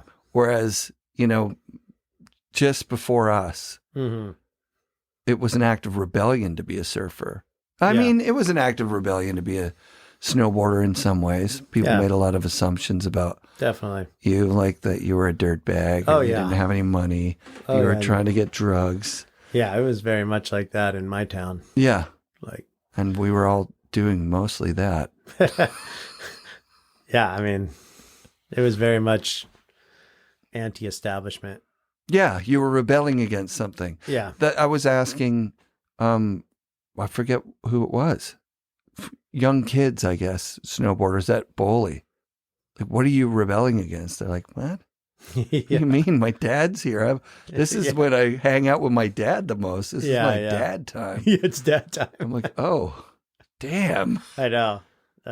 But awesome. Yeah. We've come a really long way. Okay, we haven't gotten to where you get the box scratcher. So you're on Lib for how long before they make the suggestion? Like, hey, you want a pro model? How does that even sound? How does Lib Tech pitch a pro model to one of its journey riders? To even get there is so circuitous, actually. I love it. Because like I actually ended up off Lib Tech. I had this accident and was like questionable on everything. Okay, so what's the accident? What happens? I catch my edge trying to handrail, and whip back, catch a support. I didn't catch an edge. I fell off, hit the stairs, and my tail hooks a support bar. Oh, and whips me back, and my head hit the last step. Worst case scenario. Yeah. And just, I ended up having a traumatic brain injury and was in the hospital for a week, and they opened it up twice. Surgery to relieve the pressure, swelling in the brain. Yeah, they did that twice. Like golf ball size hole out of my skull. This is like pretty soon after Christina and I got married. Oh, wow. And then, you know, I'm kind of recovering from that, but it's questionable if I'm going to be snowboarding or not. Possibly off the table. Yeah. And like things weren't like, it just wasn't working with Mervyn. Like they couldn't go forward with the contract. Okay. For whatever reason. And I had like a big, basically decision to make, you know, about what to do. And I ended up just continuing and making another video with Jason. And then I ended up getting offered a job to work on Love Hate with Mikey LeBlanc. Epic film. So, and this whole time I'm still snowboarding, and I'm actually like, I've actually got the pressure off me. Like, I don't have to be this pro snowboarder. I was on Vans too. So I'm off Vans. I'm off everything. I might be on Smith. I don't know. But like, shit. So I'm like, I started doing my best snowboarding. The pressure was off. You're not a pro snowboarder anymore. Yeah. You're doing it for fun. But I'm like starting to examine the tricks and why I wasn't able to do some things, or like, okay, I'm just going to do that. I don't care anymore. Like, yeah, I don't give a shit. I'm just going to point it and see what happens. And like, I've already had this, I'm wearing a helmet now. Yep. So I'm feeling like I'm making decisions, even though I'm trying harder stuff, I'm also making better decisions. I told my wife I wasn't going to ever put myself in a life and death scenario. So I've basically taken avalanches almost out of the equation. Like I refuse to like go. You're not going into the backcountry basically on the first few days after a storm or something. I'm like, yeah. And then, so if it's tracked, then you don't get to go. Yeah. Yeah. Yeah. Like I'm really making different choices. I understand. Yeah. And so I'm free in a lot of ways. I'm like doing this for me for the first time, really, in a while. Mm-hmm. That felt like it. I was chasing being a pro. Right. So you're doing it for all sorts of other big Alaska back in the day. On me, right. But you feel a responsibility. But you're trying to meet a standard. Totally. And then then I'm rebuilding. Basically, I'm like, I was a pro, but now I'm kind of riding better. I am riding better. And I'm filming Love Hate, and John Cooley, he got me that job. He's an Alaskan also. And I'm filming Cooley and Hebel and Daryl and the crew. But then when they're done, especially in the backcountry, I'm on. And Cooley grabs the camera and he points it at me, you know? Nice. And he like kept me going, and he really he was so sweet, honestly, like such a huge supporter of my snowboarding at that point. Like he knew I wasn't done. Right. And these guys, they were more street boarders. Yeah. And I was very much like kicker guy at that point. So like they would like want to get like one trick on the kicker. Like they'd be like back five, like, boom, landed all sick and steezy. They'd be like, okay, I'm good. I'm like, okay, I'm going to try like everything I know how to do now. Because like, I'm going to take this thing down to the studs. I love it. 30 bomb holes. Yeah. You got your shot. Now it's me. Yeah. There's still a landing in there. retrospect, that's probably not exactly what they would want out of their filmer. But right. Anyways. When does it transition from JB to Think Tank that year? So yeah. So you made the decision like, okay, this is a good time to transition from pro to filmer. Yeah, and also to start some new project that was JB Deuce was always snow and skate. Yeah. And it was Alaska based. So Think Tank really started out of this house right here, and with Sean Genovese and my wife, and it was like, this is going to be going forward. Like everyone in our crew wanted to put something new and fresh out into the ecosystem. Is the very first one Thanks Brain? It's called Thunk. Thunk. Right. Yeah. Thunk and then Thanks Brain. No, then Cue the Birds. Cue the Birds. We're still got Thanks Brain's the fourth. Fourth. It's all the way. But that's because the one I that saw popped Thunk in the in the consciousness. I'll just give you the quick rundown. Yeah, please. Because it's like that's why I'm here. Yeah, this is the quick one though. So Thunk, that's the sound a thought makes. That's the first Think Tank movie. Thunk. It's about Think Tank has like a philosophical concept embedded into a snowboard movie, and it's supposed to like carry that out throughout the whole film. So it's like what could happen in like a split second. Thunk. There's like one moment that could determine the rest of your entire life. Like that moment you hit the jump, or that like that's the philosophical concept of it. Excellent. The sound a thought makes. And so that's the first one, and we're just like chucking and trying to like chase Mac Dog down. Yeah. We're just like building jumps at Baker, and we put out some of our best ever. Oh, you guys were doing some really rad shit. But we weren't quite on the level, and then the next one was Cue the Birds, and the idea there is like art for art's sake, like just throwing some bird. It's like basically like Portlandia put a bird on it. Yeah. This is like 10 years before they did that. Yeah. It's like Cue the Birds, like just like throw some birds in there and it's art. Yeah. So we're playing with that the whole time. Rad. But we're still sort of normal boarding. Yeah. And we got done with Cue the Birds, and we're like, Christina and we were walking around Green Lake, and we hadn't hit. Like Thunk barely sold, Cue the Birds barely sold. It was super weird. It was a good movie, but like we almost threw in the towel. We were like, and then we were like, let's do one more of this project. And we're like, okay. And then Micah, the skater, Micah Hollinger, he had been really chasing all these really avant-garde tricks. He's from Alaska. Yeah. And we had spent some time with him that fall. And Gus Engel, he was like starting to really twist his mind. Jeno was really talking about wanting to change his snowboarding. I had met Scott Stevens that summer. He was just something different about him. Oh, yeah. And so right off the bat, like when we launched Patchwork Patterns, it was like, hey guys, snowboard different. I love it. Like, do whatever you want. Like anything's a trick. Anything's a shot. Like no rules. Rad. Like let's dig in. And Gus and I would sit in this house. He lived here, and we would go out. We would talk about tricks. We'd talk about kick flips. We'd talk about different one foot. We'd go out in the yard and we'd try them. Like in the fall. Amazing. And so we're laying the groundwork, and that was the movie that like defined Think Tank, was Patchwork Patterns. Rad. And that was what captured people's attention, was that we changed our snowboarding. Right. Yeah. So. And so then the year after that.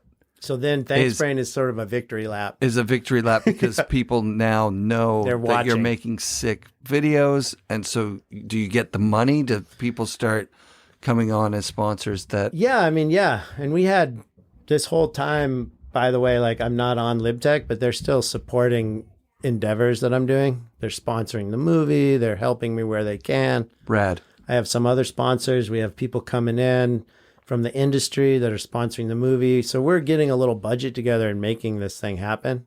Yep. So we aren't going without support. But yeah, definitely like Thanks Brain, we made it, we could have made it just on DVD sales. Like we sold movies, dude. Yeah. We sold units on Thanks Brain. Yeah, there were Easter eggs in there. The cover was super sick. I remember. Yeah. I remember it being a major movie. I think, what year does it come out? Oh, I don't know. Who knows? Because I think I'm still at the shop at that point. I left the shop in 2007. Yeah, that's probably at 2008. 7, 8, something like that. Yeah, I think that's what it is. That's what makes sense. Yeah. Is that I've seen Thunk, and Think Tank is like in the lexicon of great movies. And so... Yeah, it really comes down to that, like... It really comes down to that moment of combining like energies of people. Yeah. Like it was like, and that was the whole thing. It was supposed to be like a think tank, Right. but it's think tank. Thanks, brain.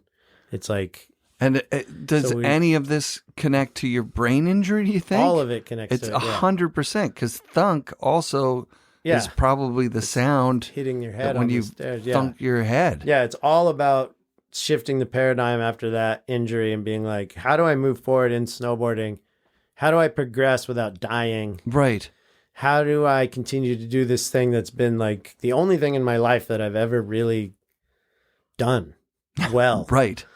Like I wasn't like some jack of all trades human being. Yeah. Like that was just mastering everything everywhere I went, you know, like I think snowboarding after a while gave me confidence to become more of that jack of all trades person because I learned how to learn. I learned how to fail and how to move forward.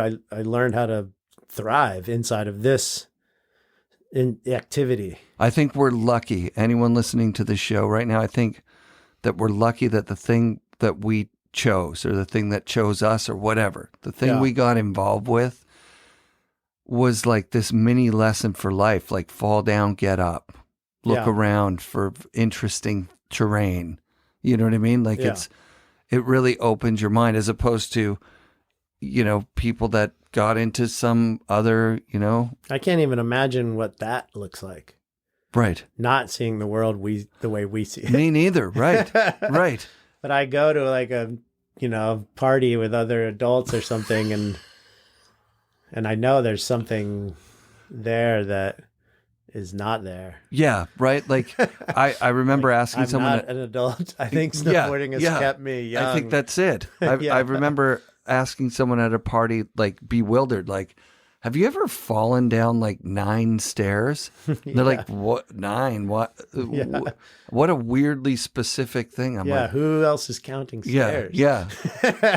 I'm like, I think if a regular person falls downstairs, that's like a world-defining moment for them. There was before they fell down the stairs. Yeah. And after. Yeah. Whereas for a skateboarder or snowboarder, you might fall down 9 stairs 25 times in one day. And then go home and sleep and think about it and come back and then go fall down them another 20 times. Yeah. And there's nothing life defining about it. It's so ordinary to be walking through the world or driving in the back of a car and looking at the ditches and being like, oh, that's it right there. It's like, do you look at the ditches and imagine airing over the driveways and what tricks you're doing? Right. And if you do, and I think everyone has that in them. Mm-hmm. And like, that's what snowboarding celebrates. Yeah. That person that does that. Yeah. That's the snowboarder in you. That's the snowboarder. Celebrate that person. Right. Yes. Like, yeah, dude. That's it. Don't let that person go away. No way. Keep them around as long as you can. Like, it can get tough. I just scorped on a box 3 days ago, hit both my kneecaps. The freaking metal. Which is part of the reason we're doing this right now. It's like, you said it and I was like, yes. Because I'm like, if it dumps right now and you're a snowboarder, then the chances of me getting an interview with you go way down. Right? Definitely. And it didn't sound like it was a terrible injury. So No, I'll be back in a couple. Yeah, painful though. Yeah. The falls take a lot more out of me these days. Yeah. Really, the last few years have really... Actually, that's not true. I feel pretty good. I went snowboarding this morning. Was sloppy and shitty. But I could. It's that feeling of like, fuck, I don't want to bum this guy out and ruin his day and show up at 6 at night. But there's a chance that you would have. There's a chance that there's like really good snow up there. And I need to go up and double check. Yeah. Because I don't want to get back from a morning interview where you're like, oh, we could have done this any time of day. And then people are like, it was so sick this morning. It's the best day of the year. Priorities. Priorities. Well, that's the difference too, right? Like when you're talking about looking out the window, thinking the tricks, you know, I think everybody in their life can remember being a kid, putting your hand out the window and realizing that you can feel that current. You could feel something there. Yeah. That's kind of exciting. Then your dad's like, shut the fucking window here, over there, or whatever. And So that happened to everybody. I think that happened to everybody, right? Yeah, everybody. Everyone's dad yelled at them. Everybody, right? Yeah, I try not to yell at Ollie about the open window. Yeah. Let him do his thing. Yeah, I want him to do You know it. what the sad thing is that he'll get hurt or something. You know what I mean? Yeah, A bird yeah. will fly into his hand, and you'll be like, "Damn it, I knew it. Yeah, Should have been." Should've listened to that. There's no way of getting around experiences in life. That's the end of the sentence. That's the meaning of life. Is experiences. So that's it. Slamming is awesome too, to just like wake you up as far as a human being goes. Sometimes you go out. Well, I would go out to slam. After I took this Scorp the other day, I was like, I could do my best snowboarding right now. Right now. But I won't be able to do anything tomorrow. But if we wanted to go up right now, I could actually probably film a trick or something. Isn't that amazing? I'm juiced, brother. Yeah, Let's go. There's something about slamming and then getting up and running back up and getting the trick right after. You can see people doing it. If you've done it yourself, you know what it's about. It's like, not only am I not dead, I'm more alive right now for some reason. Yeah. I was so close. You see the guy, and it's almost like a psychosis, right? It like, is, yeah. If you were a clinician there and you saw someone fall like that, you'd be like, stop. Yeah. Don't move. We need to keep you from moving until we can get you somewhere. Meanwhile, this guy jumps up, runs up to the top, or girl, and does it again. Does it again and laces it too. Yeah. Like there's something about that, losing the fear, where you're like, oh no, I got this. I got this. I just need to stand up on it. I need to keep my edge off the rail. Yeah, totally. Do you find your worst slams are when you're thinking about it too much? Like, do you kind of have a premonition that you're going to have a slam, or are you? No, I'm like, my worst slams are when I don't take it serious You're enough. not taking it serious enough. And When you're I'm just, checked out, or I think it's beneath me somehow. Like okay. the head injury one, Yeah. I specifically remember, like, I think I almost yawned coming in. Like, I was like doing a board slide on a rail that wasn't that big. Yep. And was like, this is beneath me. I should be doing a back lip here, but I'm not, like, I'll just do this board slide really quick. Like, I wasn't in action mode. Yep. And that's happened to me a few times. I mean, even the other day, the faithful switch lip clip, we call it, where you clip you clip the nose of your toe edge. Yep. On a switch lip slide. That's gotten me many times. I've been in the parks where people do it and you hear the audible gasp. People, ding. Yeah. Yeah. That's wild. Yeah, no, usually just because I'm not all the way there. I'm not respecting it enough, It just grabs you and gives you the old fly swatter. Yeah. But yeah, it was an overconfidence, not a like, oh no, I'm not going to get this. Yeah. But sometimes those get me too. Mm-hmm. I stay away from like boxes, rails, things. I have to go fast or not at all. Yeah. I can't. Yeah. Well, you get enough slams and stuff, and it's like, sometimes it's just not worth it. And there's actually like quite a bit of PTSD involved with horrific slams. Sure. And like situations on like the pro or let's just say the high level. Yeah. Whatever your high level is, but you get yourself into that come with some PTSD that are like, just if I start feeling like I'm going there again, I don't go there anymore, like, yeah. But finding your relationship with snowboarding past pro video part guy, I'm the man snowboarding is Right. very difficult. I can only imagine. And I think you're going to hear about it a lot in your podcast Yeah. for the next 10 years. Yeah, of course. Or whatever, Of because course. like everyone's dealing with it. Yep. That's coming to the end of their careers, and it's hard to find. It's hard to find that balance. What And a wild. By the way, it doesn't go away. Right. Right. Like, I'm sitting here 46 years old. Yeah. I got no business in this game. And I'm still watching every video part, wondering if I could get a piece. Can I get a piece? I think that's pretty common, dude. Yeah. Like I asked Devin even 3 weeks ago, right when he was on the show, maybe before and off mic, like, you still think you could do your best part? He's like, yeah, I think, I think he could. Yeah. It's right. Because he seems like he's a guy a beast. He's been in just kind of on ice, and he could just be put right back into the. I feel that when you watch him snowboard, you're just like, he's got, and since he was a little kid, Yeah. he's just got a thing that not everybody gets. Yeah. And then he also had the work ethic, and he put in the time and effort. He's an absolute wonder child of snowboarding. Yeah. Yeah. Yeah. And he didn't spend like 15 years doing little tiny micro 1 foot tricks that are smashing cartilage. No. They take Nose rolls. 150 to 1,000 tries. Yeah, exactly. Just a bunch of nose rolls in powder. Yeah.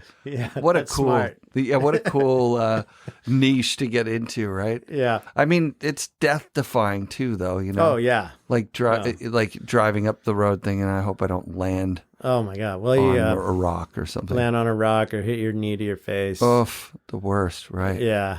Yeah. No, I mean, you're up there on everything's scary, challenging, difficult.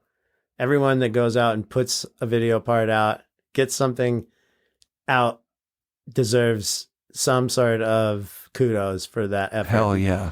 It's hard to remember in the fall when stuff's flying at you.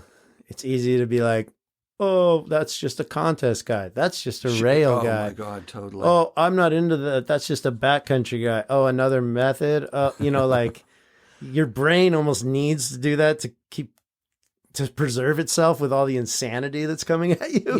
Yeah. But like every one of those things, you get there in the situation, you're like, shit. So shit. You're like, oh, this is scary. Dude, I was just at the spot. Okay, so early snowboarding in Thrasher magazine. Mm-hmm.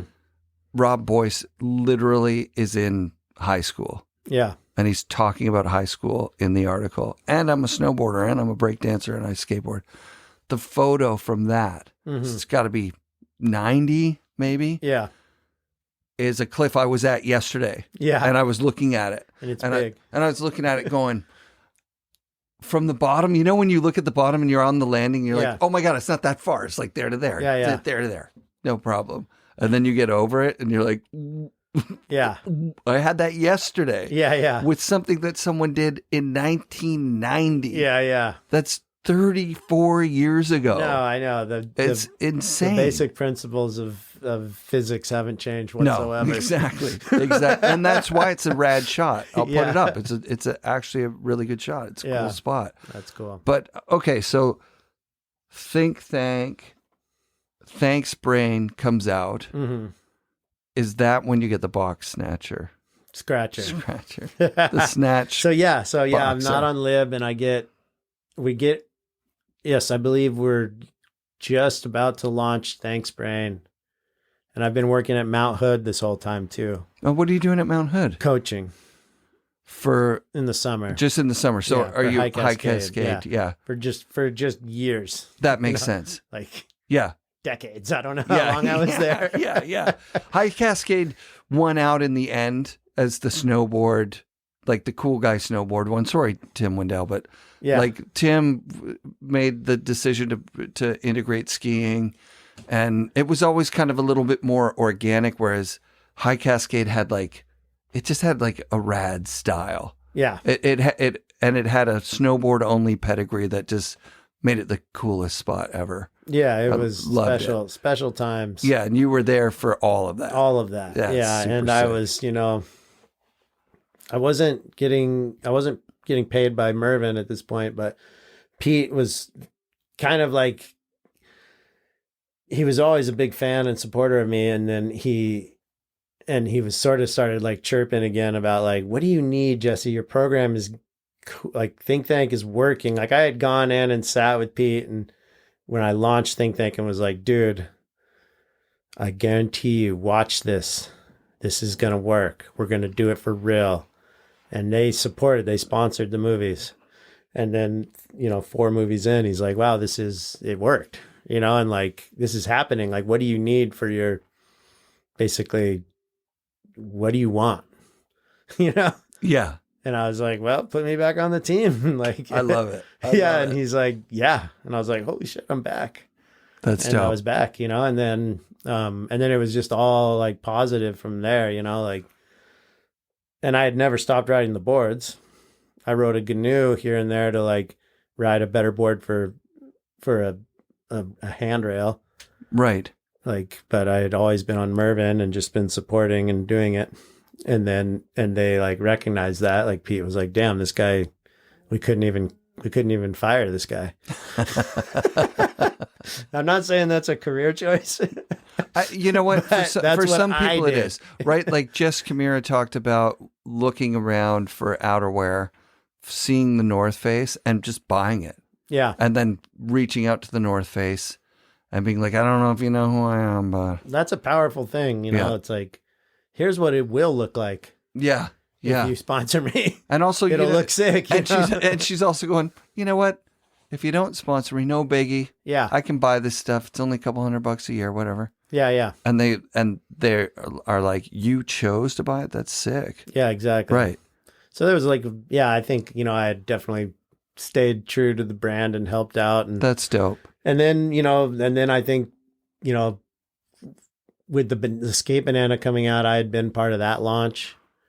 And I was... In 2006 or 7 or something, yeah. Yeah, and yep. And I had the first ones. The experimental one with the weird green and white graphic. Yep. I think I rode that for 3 years. Yeah, I mean, sick board. So much fun. Yeah. And the mega wavy, like when there was like 9 humps or something.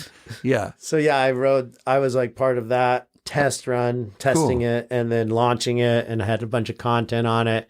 And Lib Tech was surging from the Skate Banana, and I was like attached to that now. Dope. And so I was in, and they were like, let's put Banana on more boards. Mm-hmm. And then we had this little board for big guys called the Box Scratcher. Yeah. It went a couple of years as like a 147.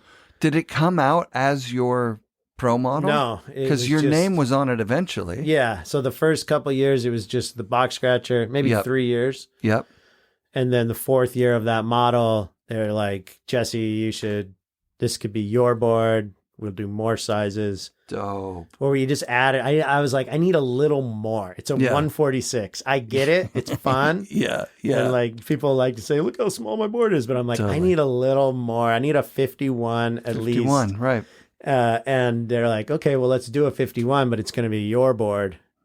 So I think that was one year where I think there was a year where there was 2 graphics. There was like, mine was the 51, and Christina did that graphic with Spacecraft. Rad. And it was like a collab. Oh, yeah. Yeah. And so that was the first one. Who's Spacecraft? Spacecraft was Stefan Hoffman and Sarah O'Brien. And they were from here, and Big Stevens Pass, Lokes. And they would go to Baldy every summer, and eventually started working with a bunch of Balinese people to create beanies. Oh, sick. And Stefan's an artist and went to UW. And oh, of course I know. Okay. Yeah, I know the brand Spacecraft. Yeah. It was sick with the old cat. snowcat on it. Yeah, Stefan drew the snowcat as a spacecraft that would transport him to Alpental. While he was at, UW doing art school, he would be thinking of like the snow. Oh, wow. That's so rad. Yeah, we were tight with them from kind of near the beginning of that project too. So it was all kind of coalescing. And Forest Sport was the space case. That was kind of around that same time. That's like a GNU. I mean, it's a completely different board.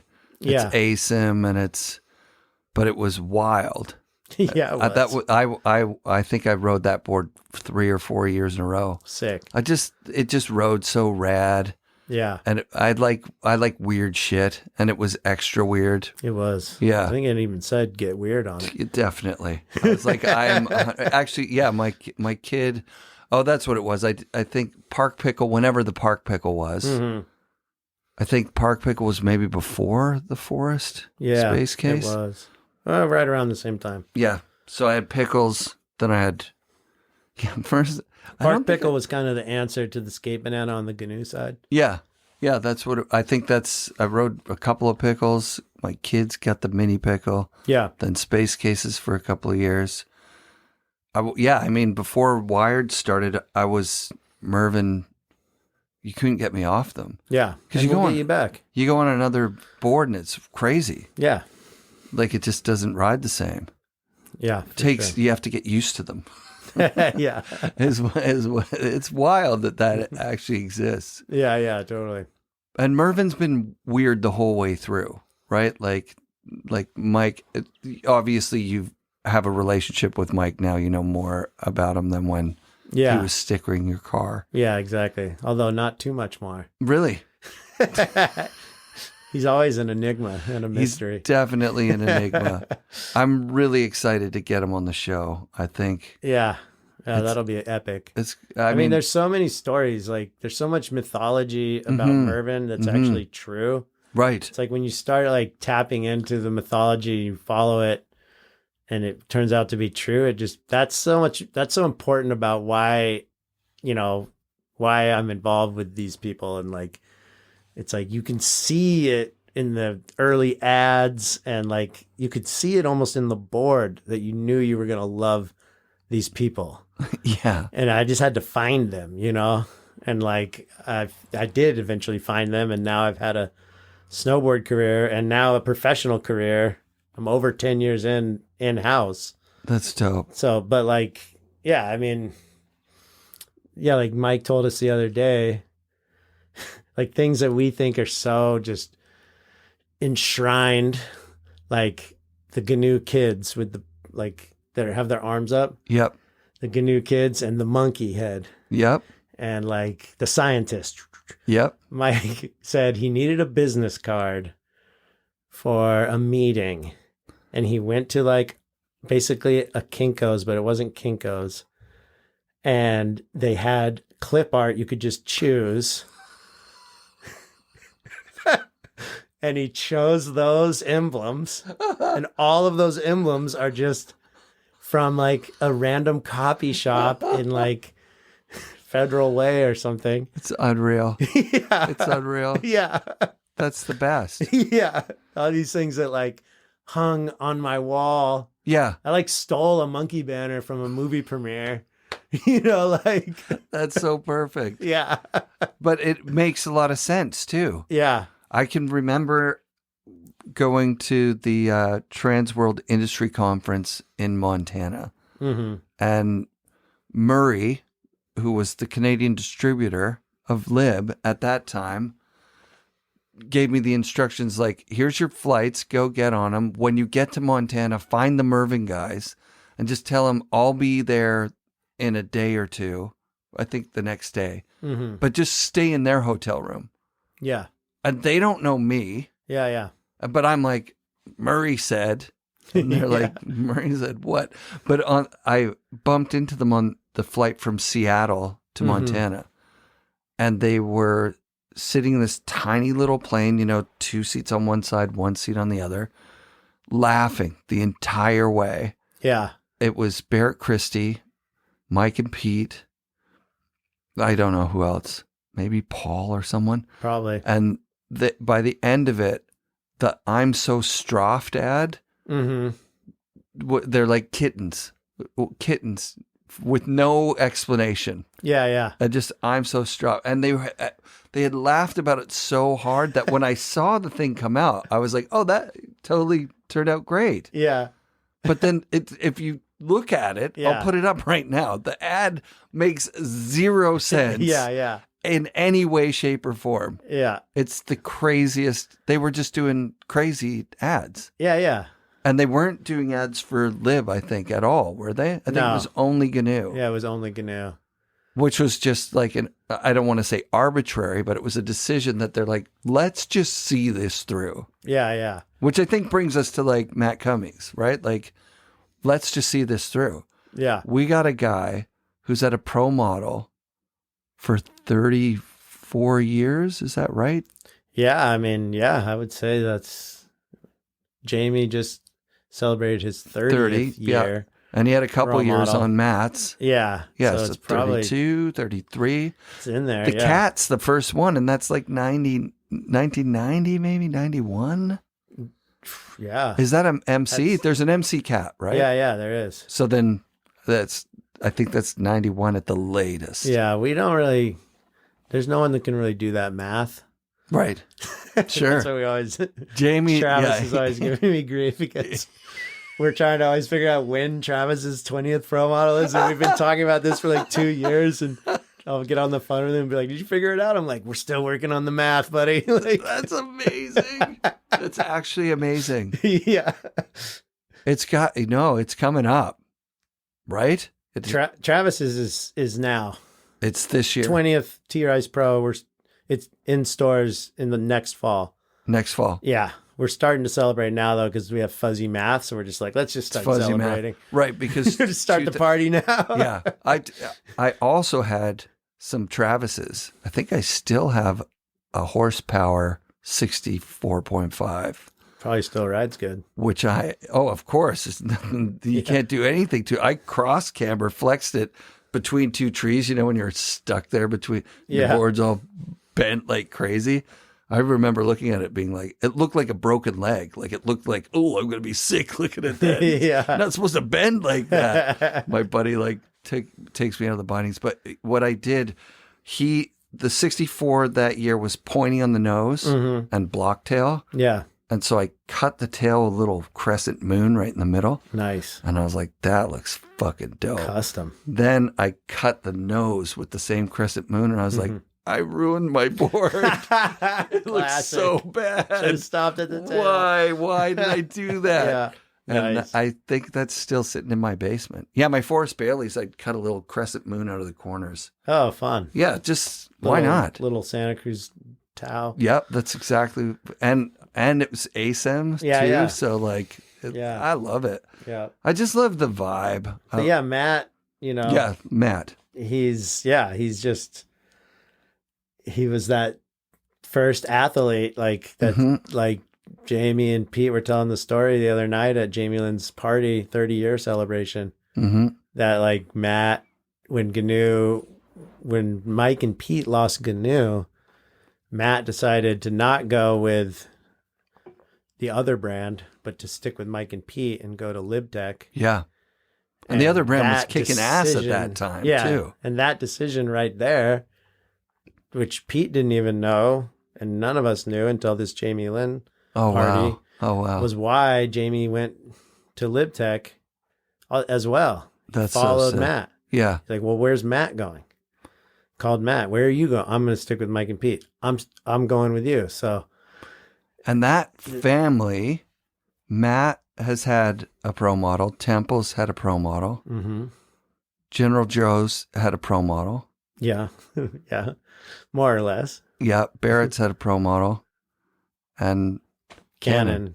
Now six people has shared a pro model with his dad, and now has a second board coming out with GNU. It's incredible. So it's 3 generations and 6 different people from that just family. Need to get Isla a pro model. Yeah, there you go. It's awesome. But the thing about it is, there's a part of it that's kind of tongue in cheek, like Mike and Pete going, "What happens if we just keep the same guy? What if we aren't chasing the next new guy? And we're just." Isn't this enough? Like, he's a great rider. Exactly. Isn't that enough? A part of it's that, and a part of it's just the legacy of, the family in the region, Northwest Snowboards, the contributions, and then Matt ripping, and then Matt like really successfully transitioned out of like freestyle pro guy into like pushing the shaper side of things. Yeah. And, being like an authority already on just sliding down a mountain with One Ball J, the wax company. Yep. And then taking that sort of authoritative stance that's like, I'm going to make you slide down the mountain faster. Here's some cool shapes to experience it different.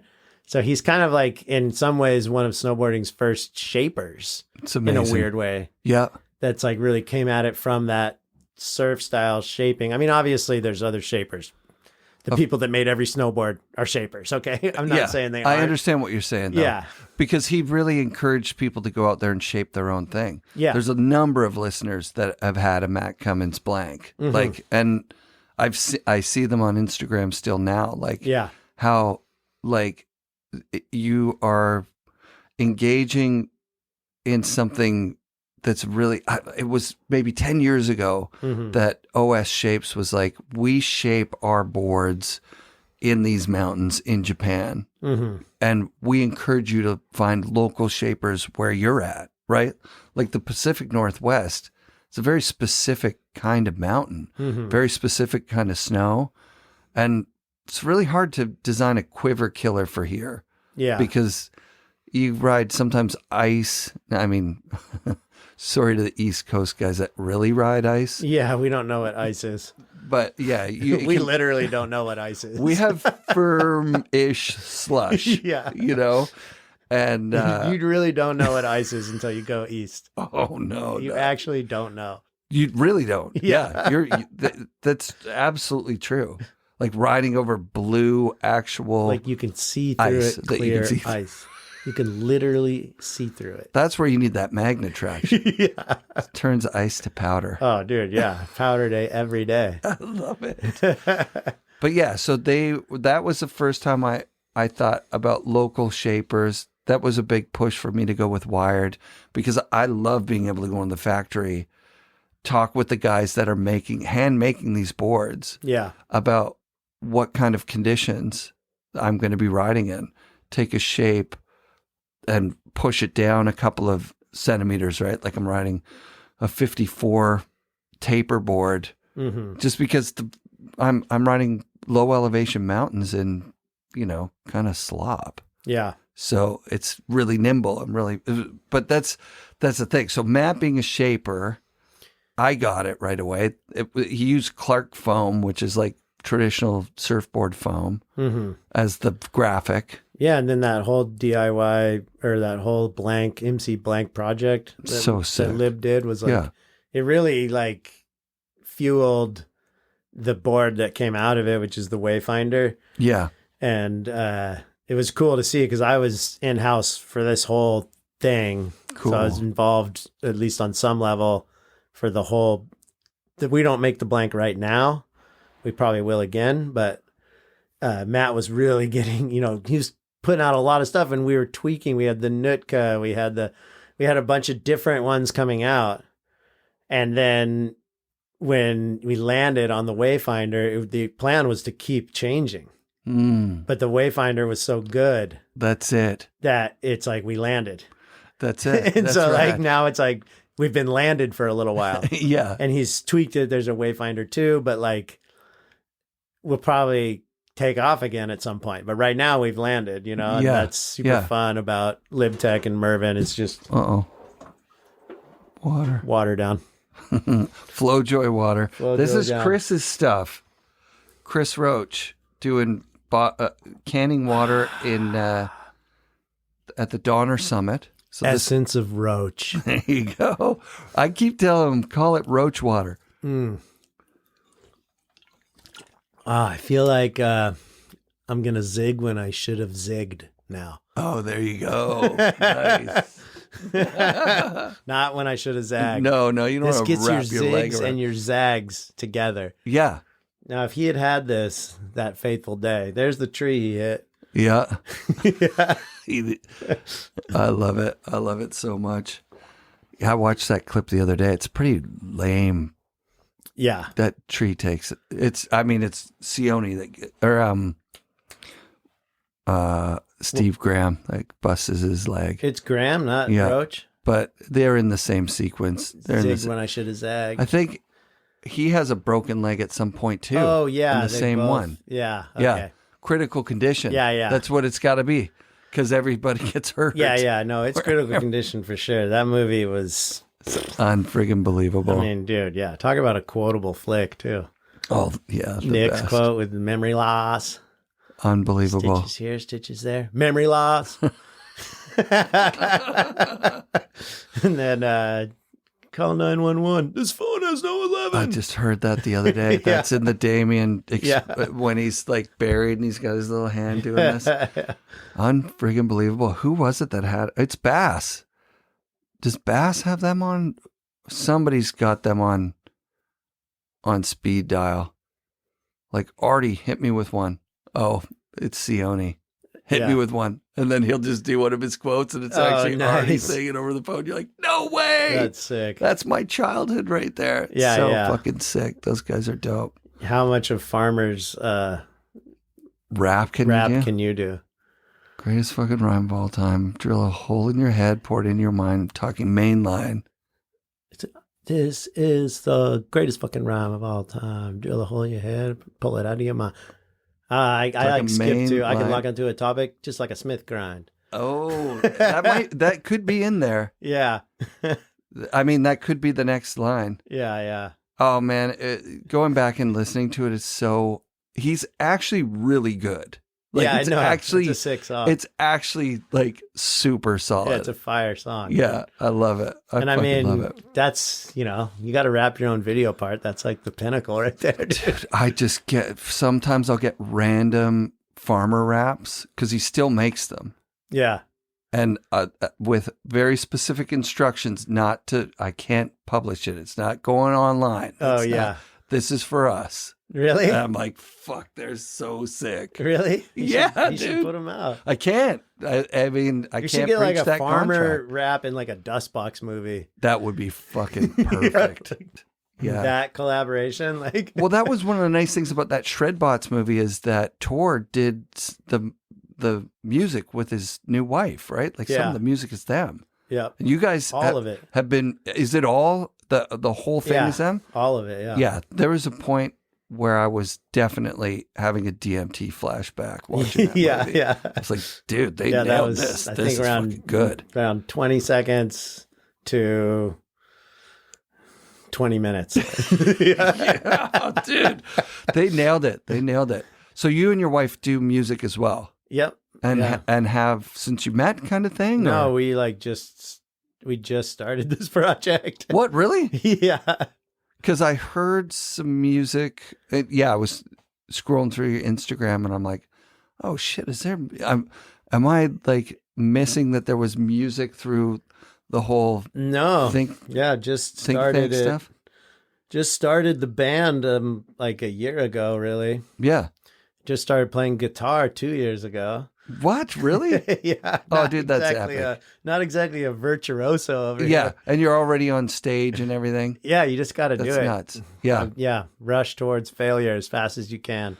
Well, the difference between, failing and doing something is actually you just do it. Yeah, exactly. That's all the difference is. There are people who do the thing, and there are people who talk about doing the thing. Yeah. Can't tell you, since I started the podcast, it's been 10 years, probably been reached out to by 25 people, 2 or 3 who did the thing, started podcasts, and, 18 or 20 that were just like, I'm going to do a podcast. It's like, yeah, that's like one of those things where you shouldn't ever say.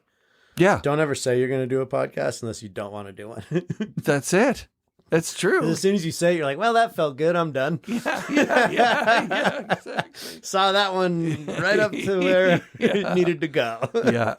We were kind of like that with the band. It was like never really talking about it, just kind of making music. That's the way to do it. Yeah, I think that's the way to do it. I was playing this ukulele right here. Yeah. For about 8 years before. Oh, wow. But I'd never played a string instrument before. Okay. But I got it right before Ollie was born.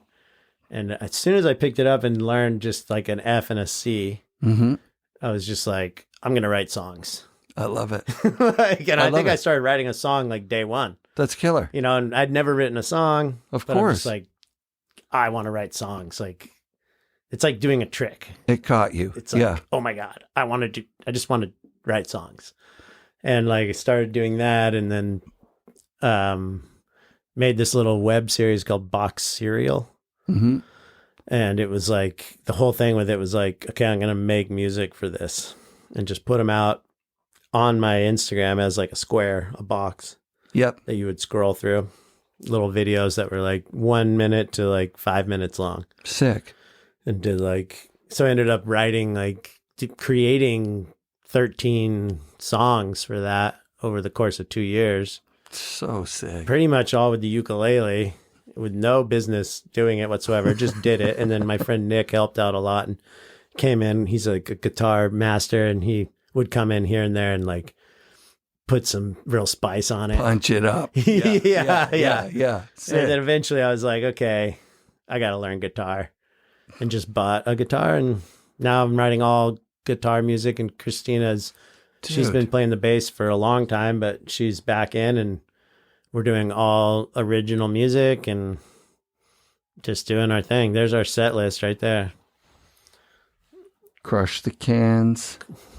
Fool the Guesser, music and video. So yeah, that was kind of like the thing, was to like make a song and then make a little edit. So we just put out that music and video edit, and that's the song. And then did a little Think Tank edit. Dude, I love it so much. Still trying some tricks on the snowboard. It gives me a reason to kind of try some tricks. Like, I'm going to have a little video. I'm going to make a song. I got to get some tricks for my little video, you know? I fucking love it. Yeah, I just hung out with Jay Brown for a couple of days, and we just filmed a couple of little things, and then we played music together, and then I could sleep that night, but I stayed up just editing the snowboarding to the music that we made, because I thought that'll, you know, like in the morning he'll be surprised. Yeah. You know what I mean? Like it was Nice. like for an audience of one. Yeah, that's great. And then he just went, move that to there, change this way, cut that clip a little shorter, put this one here.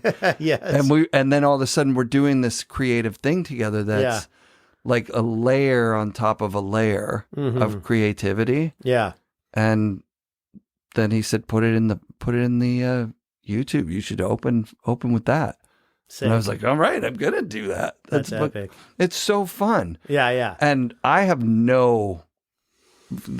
dude, my skills on a snowboard are, I don't want people to have to endure that. You know what I mean?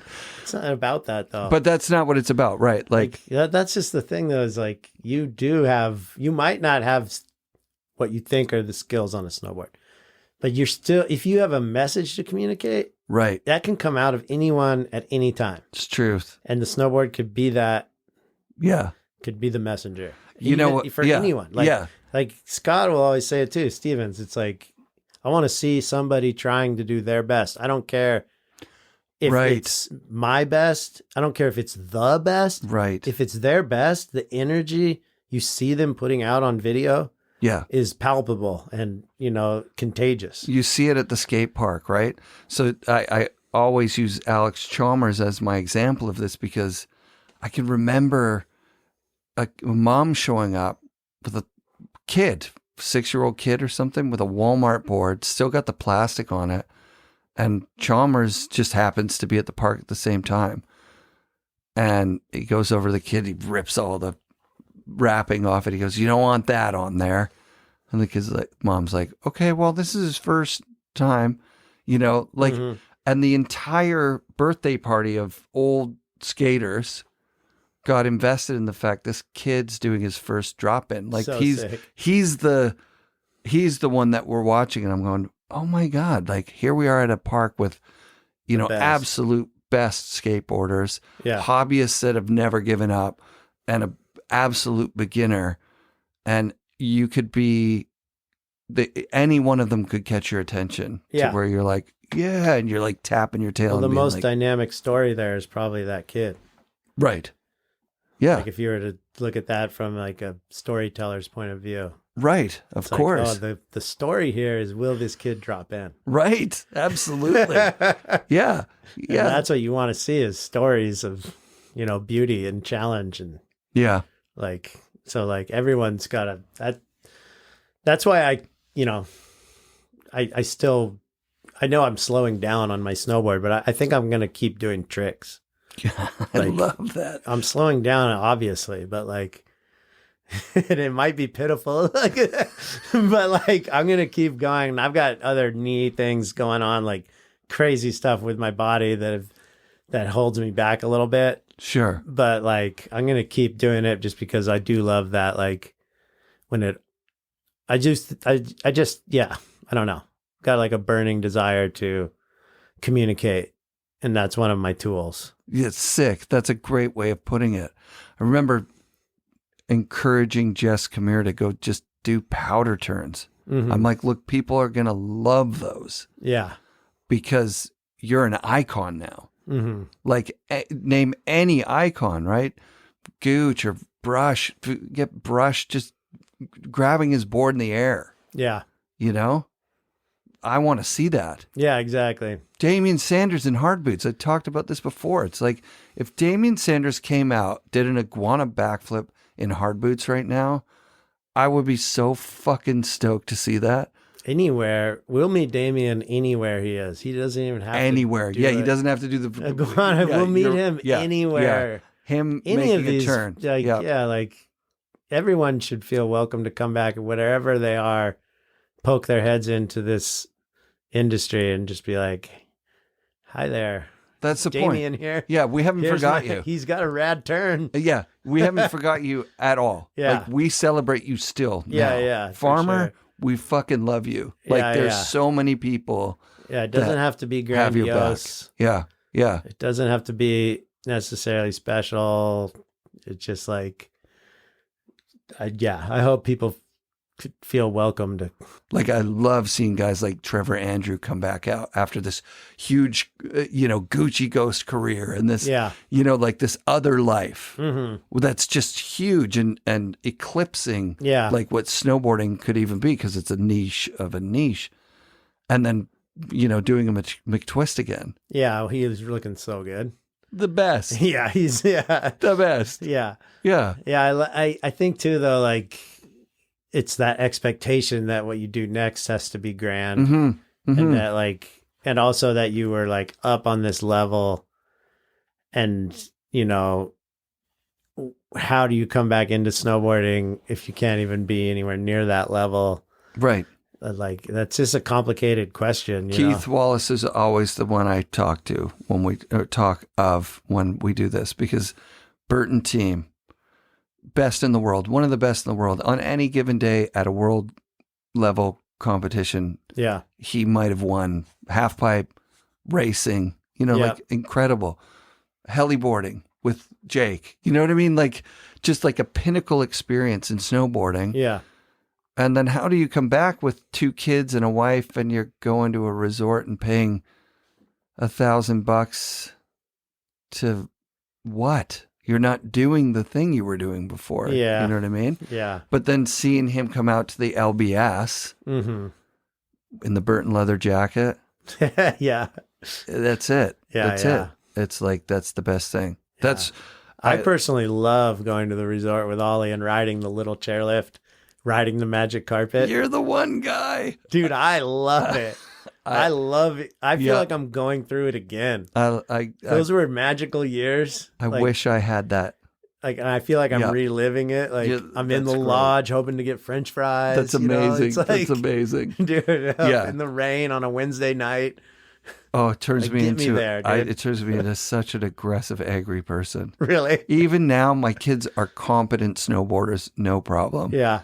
And then we take 2 runs, and they're like, "When are we leaving?" And I'm just like, there's like this nag of like, it's just not the same going with my kids. Yeah. But I think I did myself a disservice that when I had kids, I'm like, great, I'm going to get them into snowboarding really young, and they're going to be the next Shaun White, which that's the worst way to think about it. Yeah. You want them to be the next Jed Anderson. There you go. I'm just kidding.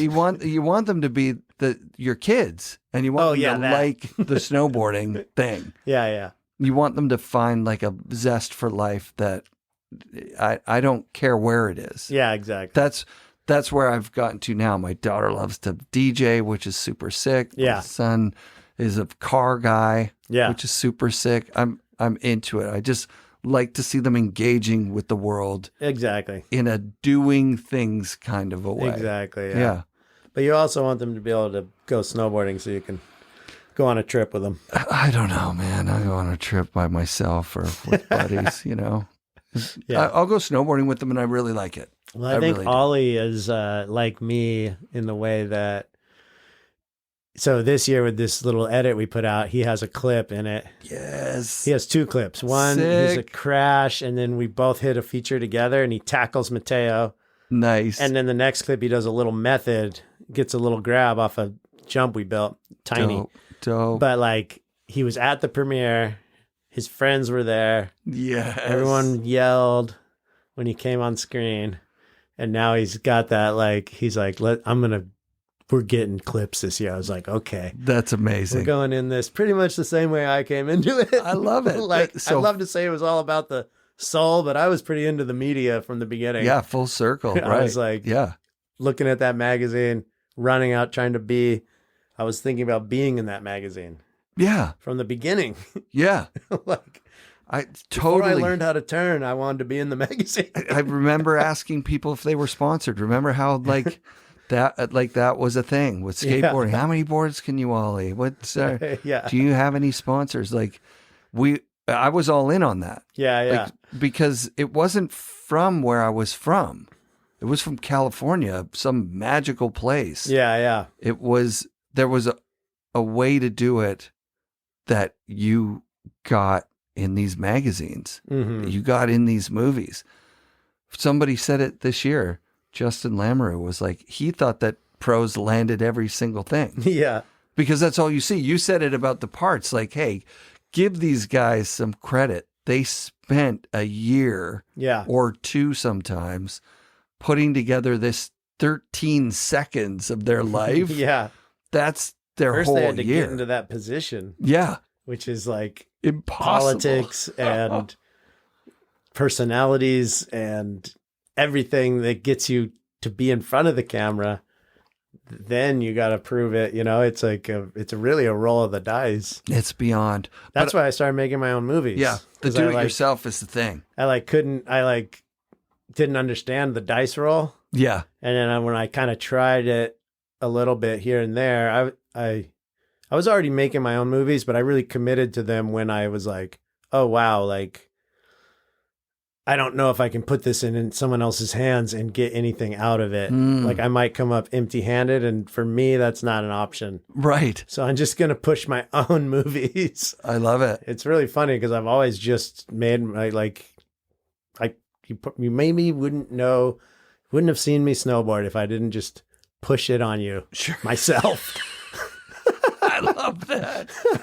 Yeah, that's another guy like the Jess Camara thing. You know, when Scott Stevens announced that this was his last board with Capita, with the Jamie Thomas board, that Zero graphic, I was like, why? Go forever. Just keep going. Yeah. We want to see you doing that stuff forever and ever. Yeah, that sucks to hear. I don't know the exact story. Yeah, me neither. I think he told it on the show that he decided, that he looked at it and he just said, I can't keep doing this forever. I'm like, why not? It's like when I said to Rippy, like Rippy's like asked God to like take the desire to snowboard out. Why? Just tell God you're taking a couple years off. Or ask him for it back now. Yeah, ask him for it back. Yeah. I want to see Rippy just going for it again. But I think he expressed something that you expressed in this interview as well, which is that going for it at that level without the reckless abandon of being a child, a kid, or like having not had that like head injury, especially, or something that breaks you off. Yeah. You can't go back to doing it the same after. It's just not possible. No, it's definitely not thoughtful of the people in your life. That's it. And like, I've, got a great family and Christina and, like, it's just like, if you're going to get back in there, you got to do it in a way that has some longevity. It's a connection issue, right? Like when you're a kid, when I was a kid, I was just myself. It was just all me. Yeah. Everything was me. Yeah. And the connections I had with people were tenuous and wondering like, am I doing this right? I'm not sure. Mm-hmm. And now that I'm old, it's like, oh, those connections are that is the thing. The thing Yeah. is connecting, right? When you're Yeah. connecting with your snowboard to nature, that feels great. Mm-hmm. Add a few buddies in there, Yeah. add your kids in there. Yeah. It just gets better, Yeah. right? Like it's so fighting for that video part. You don't want a shared part. That's a little below your own part, right? Yeah. Yeah. You want your part, Mm-hmm. and so that it is something that I could only imagine after a lot of connections becomes more difficult. That's what Devin was talking about with not filming in the backcountry. He's promised not to go somewhere where there'll be avalanches. Yeah. So his daughters are like, as soon as he does something cool, they're like, how dangerous was that? Totally. And I mean, when you're out there, that's not an if, it's when. Right. Like you can do it smart, but you're not in control. The more you go, the less you know. The more you know, the less you go. It's 100%. Yeah. Like the more you know, the less it's just like, okay, this isn't. Yeah. It's not 100% safe. It's never 100% No, it's safe. never 100% safe. I mean, you can catch your edge on a box and scorp your knees into the end and Yep. smash your face into the snow out of nowhere, you know? Is there footage of that? No. Luckily. It wasn't. Luckily. You weren't getting clipped up No, like for some reason, for the first time ever, ever. the camera was not rolling. What's your take on slam sections? I hate them. I watch some old movies and I see them and I'm like, I Well, they wish hurt a wouldn't lot put worse them. now, don't they? Yeah. Oh yeah. Like back then, they were funny. yes. But now you watch, you're just like, oh my God. Oh, that's the worst. It's the worst. I had never really loved them. Because they just maybe they hit home. We had fun Too hard. making them. So Yeah. we did like, I think we did one to Faith No More. Surprise, you're dead. Guess what? It never ends. And we did one to slam. Oh, that's awesome. Yeah. I got to go back and watch the movies. Are you going to do the thing that that Whitey did, and this year I think Videograss did it? Like put everything on a thumb drive, have somebody design it so it looks like a cool old camera or something. Yeah, Justin asked me about that a couple of years ago, Cool, I think. cool. But I haven't really, I don't want to spend too much time in the past. Well, you won't be. We'll be Yeah, watching it. I know, but there's like I don't have a lot of time for like dealing with the footy of days of yore. It's right there. I know, but I have a very limited amount of time. I work, I'm with my family, Right. and I've right. got new creative projects. I got you. So I try to limit the time I spend in the past. I understand. I I try totally to put understand. the spotlight on the now, right now. If there was some intern or somebody that would just do it for you, some guy that would. Yeah, there isn't any. It's just me. So But it's your like, movies are digital, though, aren't they? You don't have to put them on. yeah, they're digital So somewhere. Someone could just put them all. Yeah, Ching, ching, ching, ching, ching. yeah, Design the little thing. yeah. No, It's got to be a sweet. brain. It's got to be a plug-in brain, Yeah, obviously. plug-in brain. Yeah, no, it would be great. A plug-in brain or a plug-in cone. Yeah. But like, yeah, I don't know. It's just All right. you could hang out in Yeah. the think tank land forever. Right. And just keep grabbing those old sweet clips, keep putting parts out. That would be cool. And I'm sure a lot of people, a lot of writers, if any of them listen, would be like, God damn it, yes, do that, please. Yeah. My video part is stuck on this DVD. Like, put it up on YouTube. It's like, I just have like, there's only so much time. And like, I just kind of decided I wasn't going to spend too much time digging through old hard drives. I understand. It Yeah. makes sense. I think it's difficult to go back for a lot of people just because the sheer amount of work that it was and how much more work it would be. Yeah, like when you start re-editing clips again, now you're like, fuck, I You're thought I right back already where you did were. this. And yeah, I thought we were done with this. No, Yeah, at the end of it's cool to have it all, though. I've got all the drives up there. Yeah. And like Desiree reached out a couple months ago and was like, Torment wanted to put up her ender from Think Tank Almanac. Sick. And I was able to pull that out and find it pretty quickly. And they put that up on their Instagram. So it's like really cool to be able to do it. I wish that all the riders had all their clips. But it's just a lot of ones and zeros that move around. And yeah, I guess that is the whole can of worms that you open, right? As soon as you've got. Yeah. Because then you also have music rights and you've got people that, relationships that wherever they are now, like, oh, hey, I'm putting that out. They're like, making more money off me, are you? You know what I mean? Yeah. Or those guys and that. Yeah. I don't think we'd run into that particular problem, but I've just run into it and I'm just I think most people just want to be celebrated, Yeah. And like some people have put in a ton of work into the project. A ton. And maybe at this point they're like, man, it's like, do you remember what I did? Like that just happened to the woman who made the whiskey documentary. Oh yeah. So I'll say it on tape. I don't think I've said it out loud, but because I looked into it, right? All of a sudden Lauren put out this whiskey documentary. She worked on it 20 years ago or something. Mm-hmm. And it had been kiboshed because of music rights. Yeah. And so all of a sudden it's out and 300,000 people have watched it so far. Oh, nice. And she just didn't care about the music rights, but also she didn't care about the fact it's not her movie because someone paid her to make it. Yeah. And so she doesn't own it. Oh, so is that a problem? I don't think so because it's still going. Yeah. And the guy I watched the beginning of it. Yeah, and the guy who paid for it, I think either doesn't know or doesn't care that it's out. Yeah.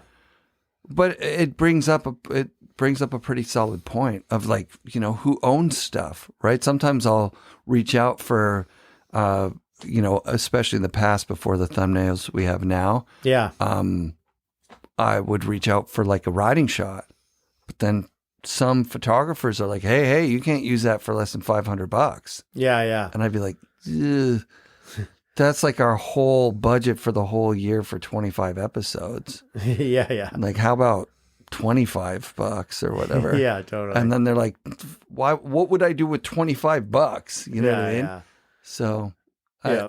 So all of that's yours, right? Yeah, definitely. You own I it. was a sole proprietor of Think It's a Tank. good way to do it, dude. But like, if any rider wanted it for any reason, they get it, Yeah, that's how I am about the show. Yeah. Is that essentially you own the episode. Because Yeah. it's your name, dude. If you said something in there and 3 years later, you're like, fucking hate that that's out in the world. Yeah. I could just take it out. Roach asked me to take his one down. I just took it off. Interesting. I caught him on a bad day. And he was just like, and it was over the phone. And he's like, who is this? It was like 7 years ago or something. Nice. Corey Octoon reached out and was like, the hell did you say to him to get him so mad? Haven't heard that name in a while. Oh, yeah, that dude's the best. He may also be the guy that sends me those farmer raps. So reach out if you want that. Yeah, super sick. All right. Farmer, let's do this, dude. Yeah. DVD bonus, Sean Farmer collab. God, let's go. This is the studio, baby. Get you in here. Ollie's into rapping. Fly him up. Yeah. He brings his beats. He's got beats, dude. It's crazy. Oh, he makes his own beats, and yeah, I love him. That's awesome.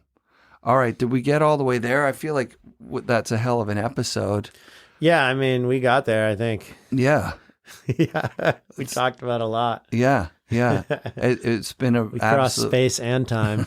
It's been an absolute honor to be in your home and hear your story right from the horse's mouth. It's pretty sick. Cool, yeah. You're a very inspiring snowboarder, man. I'm really happy to have gotten a chance to like shred where you were shredding. Nice. at the Bowleys. And cool. And I believe you made up the scavenger hunt last year, didn't you? Yeah. So the Get On a Podcast, thank you for throwing me on there. That was super sick. Yeah, that's like right. I did put you on there. Yeah, I felt like that was super.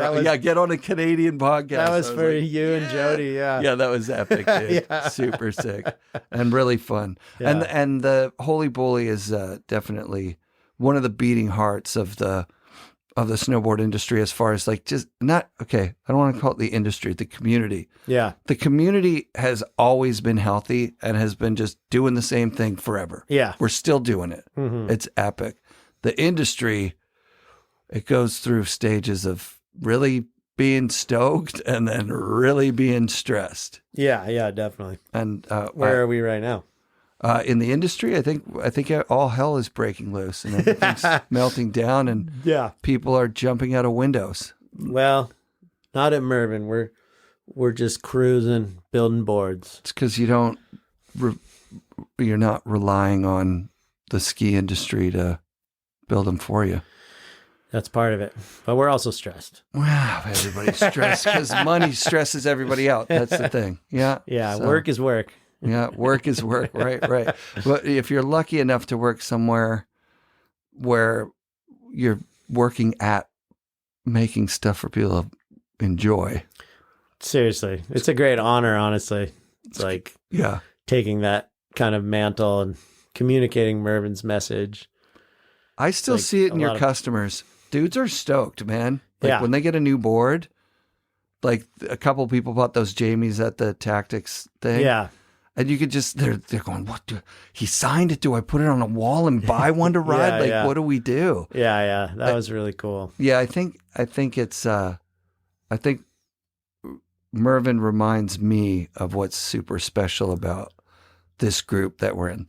Mike is a contemporary of Tom Sims, Jake Burton. Yeah. He sat in meetings with those guys. Pete was there. Yep. Like Chuck Barfoot, like deciding what was going to happen in this thing. Yeah. Drawing side cuts and figuring it out. Yeah. Seeing a Ginsu knife ad, and so maybe that'll work. And that I want to put a bow on that too. I think Matt Cummings, the DIY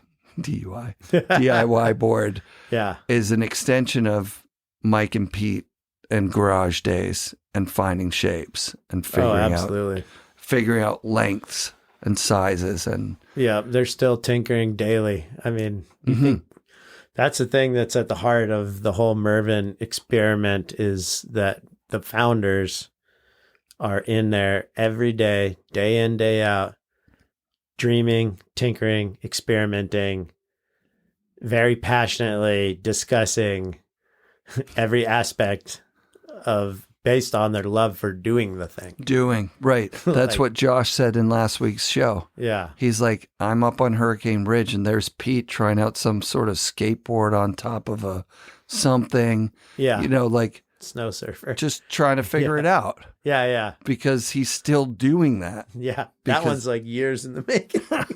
Snow surfer. Yeah, there's like he's been working on he just wants to get it right. But they're tenacious. Like I remember Mike telling me about the offcuts of the snowboards, and he kept them for years not knowing what they'd become. Yeah. And then he's like, skateboards. Yeah. What if we made them into skateboards? And then he did. And then when those ran out, he was like, well, you can't make skateboards anymore because it's too expensive to make them this way. Yeah, totally. Which is so sick. Yeah. Like that's the thing we're going to try to get that going again a little bit.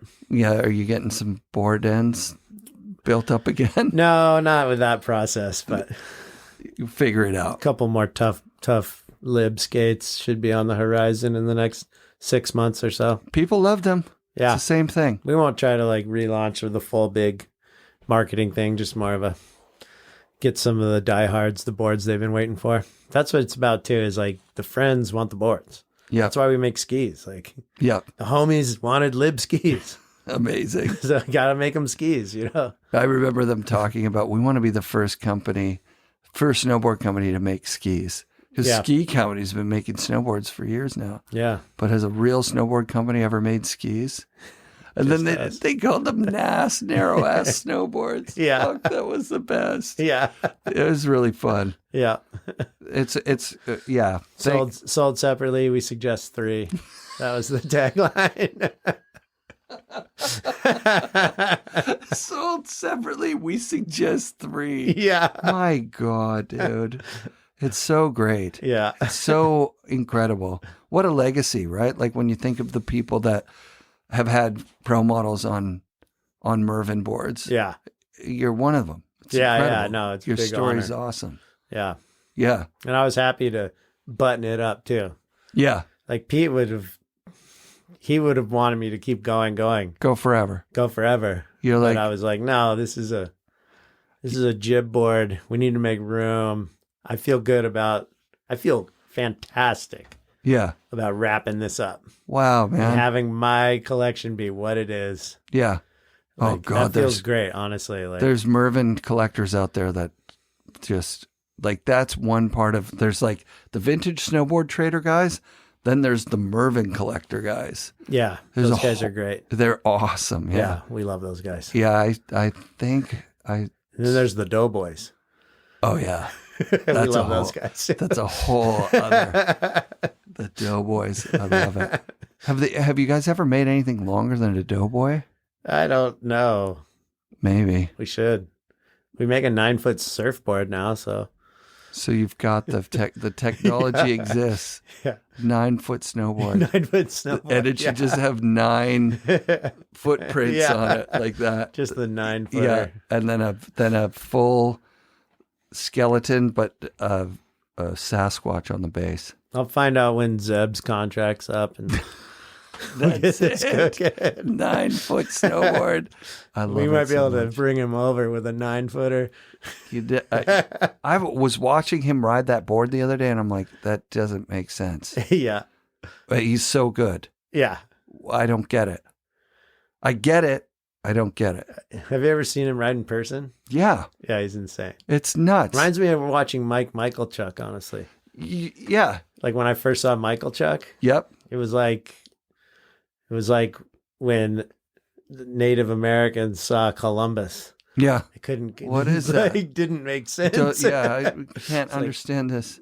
What is this? I watched it and I tried to put it in Justin's. I think it's in there. The double chuck that he lands at the West Beach Classic. Yeah. And it took me right back to the moment of seeing it in the movies when you'd have to wait for the movies to come out. The movie comes out. And that Yeah. was essentially like the hammer part of the movie. Mhm. But it was tucked in. It wasn't Was the that end. in a mouse movie? It was in a Treetop film. Oh, I think. Treetop. Yeah. Yeah. Oh, those were good. Yeah, Those really were good. underrated. Oh yeah, we just had a premiere in noclouds.ca, which is Bluebird coffee up in Squamish. So Yeah. when you go to Whistler, you got to stop in Squamish now at Bluebird. Those dudes are awesome. They did a Nice. movie premiere of the very first one for Clear Cut. Sick. Yeah. And it was epic, dude. It was Yeah. so dope to watch. That's cool. Nice. Hopefully. All right. Thanks again for being on the show. Thanks for being a snowboarder, All right. inspiring millions of young snowboarders. Trillions, maybe. Trillions. I think, yeah, we'll need to. We need to get Mervin a quantum computer. That's what you have to to figure do out. the math Yeah, we need to do the for the math. 20th.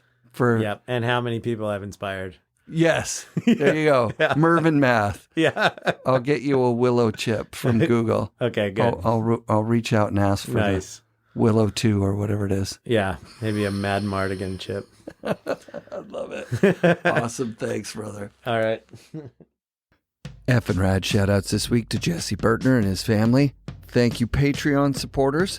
Thank you, Jeff Keatley and Nick at Salmon Arms for keeping me going at this wonderful podcasting profession. Be sure to come back next week for more FNRad snowboarding presented by FlowJoy Water and brought to you by FNRad Productions.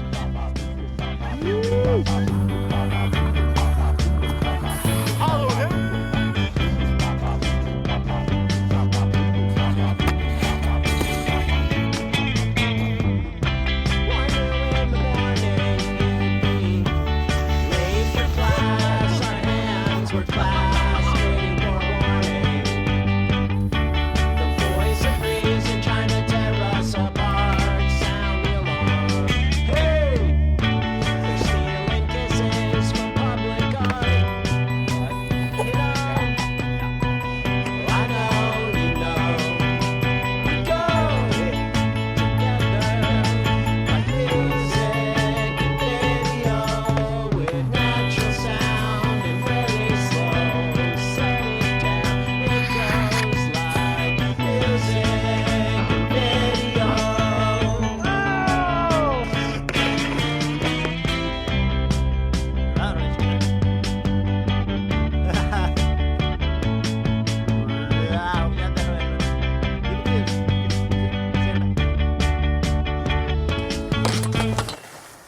Hey, Brandon. Hey. Want to go to Taco King? Do I really had something to go away? We can talk about nothing at all. And nothing was. Everything we ever had to say. All day. Staring out the window at the paper getting paid.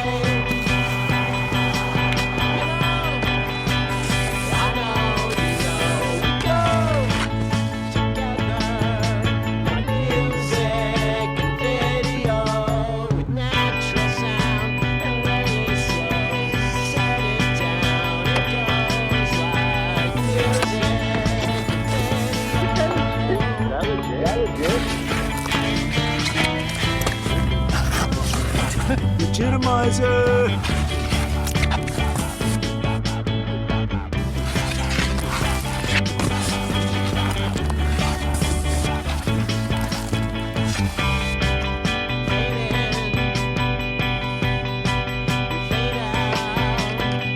Over the board, bang, bang, digga, digga, digga to the